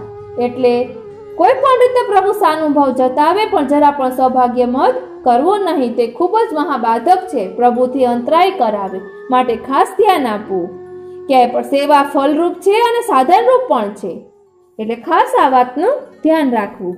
હવે પાછા આપણે શિક્ષાપત્રમાં આવી જઈએ। તસ્માત સ એક સંરક્ષ્ય નિધિ રૂપસ્તુ સર્વથા યત્તદ વિરુદ્ધમ તત્સર્વમ જ્ઞાત્વા નિવર્તયેત। शब्दार्थ तासो यह निधि रूप भाव ही सर्वथा सम्यक प्रकार सो रक्षा करवे योग्य है, और जो तासो विरुद्ध है सो सर्व जानी के निवृत्त करे। टीका। ताते निधि रूप श्री कृष्ण है, तैसे ही निधि रूप भगवत भाव को जानी लौकिक दुसंग ते निश्चय रक्षा कर्तव्य है। यह पुष्टि मार्ग को जो अनुकूल होय ताको संग्रह और प्रतिकूल होय ताको त्याग करना, यही श्री आचार्य जी की आज्ञा है। एक ज वाक्य में બધું જ રહસ્ય કહી દીધું કે આપણા પુષ્ટિ માર્ગમાં જે અનુકૂળ હોય તેનો સંગ્રહ કરવો, જે પ્રતિકૂળ હોય તેનો ત્યાગ કરવો। હરિ કૃષ્ણે યથા પૂર્વમ સ્નેહ સ્થાપ્યો વિશેષતઃ ગોષ્ઠી ચ તાદૃશેહિ કાર્યા ध्रुवमस्मत् प्रयत्नतः। शब्दार्थ हरि कृष्ण नाम के वैष्णव पे प्रथम की नाई विशेष सो स्नेह स्थापन करना और गोष्ठी स्नेह सहित वार्ता तैसे के संग अथवा तैसी अपने प्रयत्न सो निश्चय करनी। टीका हरि कृष्ण में प्रथम की नाई स्नेह स्थापन करनो पुष्टि मार्गीय तादृश्य वैष्णव होय तीन सो गोष्ठी प्रयत्न करके करे। उनको मिली के पुष्टि मार्ग को भाव विचारे तो हृदय में भगवत भाव अचल होय ताते अवश्य भगवदीय को संग कर्तव्य है। અહીં એક વૈષ્ણવનું સ્મરણ થાય છે। તે ખૂબ જ મોટી ઉંમરના વૈષ્ણવ છે। ફૂલ પધરાવવા આવે પરંતુ ભગવદીયનો રંજક સત્સંગ પણ આપણે ફલરૂપ નીવડે। આટલી મોટી ઉંમર હોવા છતાં ફૂલ પધરાવે, બધું જ પુષ્ટિ માર્ગની રીતે સેવા કરે એકલા હોવા છતાં। એટલી પ્રભુની તેમના પર કૃપા છે અને સતત પોતે એકલા જ રહે છે, સતત ચિંતા કર્યા કરે કે મારા પછી મારા ઠાકોરજીનું કોણ, તેવી તેને ચિંતા સતત રહ્યા કરે છે। એટલે તે પોતાના પ્રભુને પોતાના નિધિ માને છે, પોતાનાથી અળગા જરા પણ થવા દેતા નથી। ફૂલ મંડળી ભરવી, બધું જે રીતે સેવાની રીતિ છે તે પ્રમાણે જ સેવા કરે છે, ખૂબ જ સુંદર રીતે। હવે ફરી પાછા આપણે શિક્ષાપત્રમાં આવી જઈએ। एतस्यान्तः स्थितिः प्रायः समीचीना वलकुक्यते नान्यच्च लौकिकं चित्ते विचार्यमिह सर्वथा। शब्दार्थ इनकी यानी हरि कृष्ण की बहुत करी के अंतः स्थिति यानी अंतर्मुखता दिखवे में आवत है, तासो इनको संग करनो और चित्त में यहाँ अन्य लौकिक सर्वथा नहीं विचारनो। टीका भगवदीय के संग नित्य गोष्ठी करत करत अंतःकरण में भाव की स्थिति होय तब हृदय में सदा भगवान स्थित है। तिनको दर्शन होय तब यह जीव को चित्त लौकिक में सर्वथा न लगे। नाना प्रकार के लौकिक विचार, मिथ्या ध्यान, मिथ्या क्रिया, मिथ्या वाणी सब निश्चय छूटी जाए। हजी ओला वैष्णवनी बात अधूरी रही गई। ते અહીં ગોષ્ઠીની વાત આવી ને એટલે યાદ આવ્યું કે ફૂલ પધરાવા આવ્યા તો તેને મેં પૂછ્યું કે તમે દરરોજ સત્સંગ કરો છો? તો કે અત્યારે હું સત્સંગ કરીને જ આવી। મૂળ પુરુષ, વલ્લભાખ્યાન, વલ્લભ સાખી બધું જ નિત્ય સત્સંગમાં બોલે અને દરરોજના નિત્યના પુસ્તક 84-252 વૈષ્ણવની વાર્તા, શિક્ષાપત્ર, નિત્યના બધા પુસ્તકો પણ વાંચે। એકલા હોવા છતાં આટલું બધું કરે, કેવડી મોટી પ્રભુ કૃપા કહેવાય। આવા વૈષ્ણવો સાથે સાંભળીએ તો એમ થાય કે આપણે તો કંઈ પણ નથી કરતા, એટલું તે કરે છે। એને આંખે બહુ દેખાતું પણ નથી, એક આંખમાં થોડીક તકલીફ પણ છે, છતાં આટલું કરે। એટલે વિચાર કરો કે તેના ઉપર ઠાકોરજીની કેવી કૃપા કહેવાય। વિશેષસ્તુ સમગ્રેપી भाण्डागारिक पत्रतः विज्ञेयः सर्वथा शीघ्र लिख्यतां च तदुत्तरम्। शब्दार्थ विशेष तो सर्व समाचार हो भंडारी के पत्र सो जानने और इनको उत्तर शीघ्र निश्चय लिखनो। टीका विशेष समाचार भंडारी के पत्र ते जानोगे, पत्र वांची के सर्वथा वेगी प्रत्युत्तर लिखोगे। केम के 20वें शिक्षा पत्र के प्रथम श्लोक के टिप्पण मुजब श्री गोपेश्वर जी के पत्र आइवे लगे तब श्री हरिराय जी ने लिखी जो उत्तर वेगी लिखोगे। अब बताए पत्र नहीं आवते तब बताए उत्तर लिखवे की नहीं लिखते। एटले पछी गोपेश्वर जी पत्रों लखवानुं शरू कर्युं, उत्तर आपवानुं, एटले श्री हरिराय महाप्रभुजीए कह्युं के तरत ज उत्तर लखजो। आ रीते अहीं श्री हरिरायजी कृतम 22तम शिक्षापत्रम श्री गोपेश्वर जी कृत व्रजभाषा टीका समेतम। आ रीते श्री हरिराय महाप्रभुजी रचित शिक्षापत्र 22मो सत्संग से भाव पोषण ते अहीं विराम ले छे। આપણે આગળ પણ આવી ગયું છે કે સત્સંગનું રક્ષણ કરવા માટે એટલે આપણા ભાવનું રક્ષણ કરવા માટે એક પાત્ર જોઈએ અને દુસંગ છે તે અગ્નિરૂપ છે, નહીતર આપણો ભાવ બળી જાય, એમ બળીને ભસ્મ થઈ જાય। એટલે સત્સંગ રૂપી પાત્રમાં તેને રાખવાનું। એવી રીતે આગળ શિક્ષાપત્રમાં પ્રથમ શિક્ષાપત્રમાં જ કદાચ આવ્યું પણ છે. અને યદુનજીના વચનામૃતમાં પણ હતું કે ભાવનું સંરક્ષણ કરવા માટે સત્સંગ જરૂરી છે. કેમ કે સત્સંગ કરીએ એટલે સદવિચારો આપણામાં રહે, એટલે દુસંગથી આપણે દૂર રહીએ. શ્રી મહાપ્રભુજીએ પણ આજ્ઞા કરી છે કે જો એક ક્ષણ પણ ભગવત નામ છૂટે એટલે આપણામાં આસુરાવેશ આવે. અને આપણે પણ તે જોઈ શકીએ કે જ્યારે સત્સંગ નથી બનતો ત્યારે આપણા સ્વભાવમાં પણ થોડો ફેર આવી જાય છે. ગુસ્સો આવે છે, ક્યાંય ગમતું નથી, ચિત્ત લાગતું નથી, તબિયત બગડી જાય એવું લાગે છે. માટે સત્સંગ ખૂબ જ જરૂરી છે. આપને આ કેવું લાગ્યું તે કોમેન્ટ બોક્સમાં જરૂર જણાવશો. અને જો આપને ગમ્યું હોય તો જરૂરથી બીજા વૈષ્ણવોને શેર કરશો. જય શ્રી કૃષ્ણ.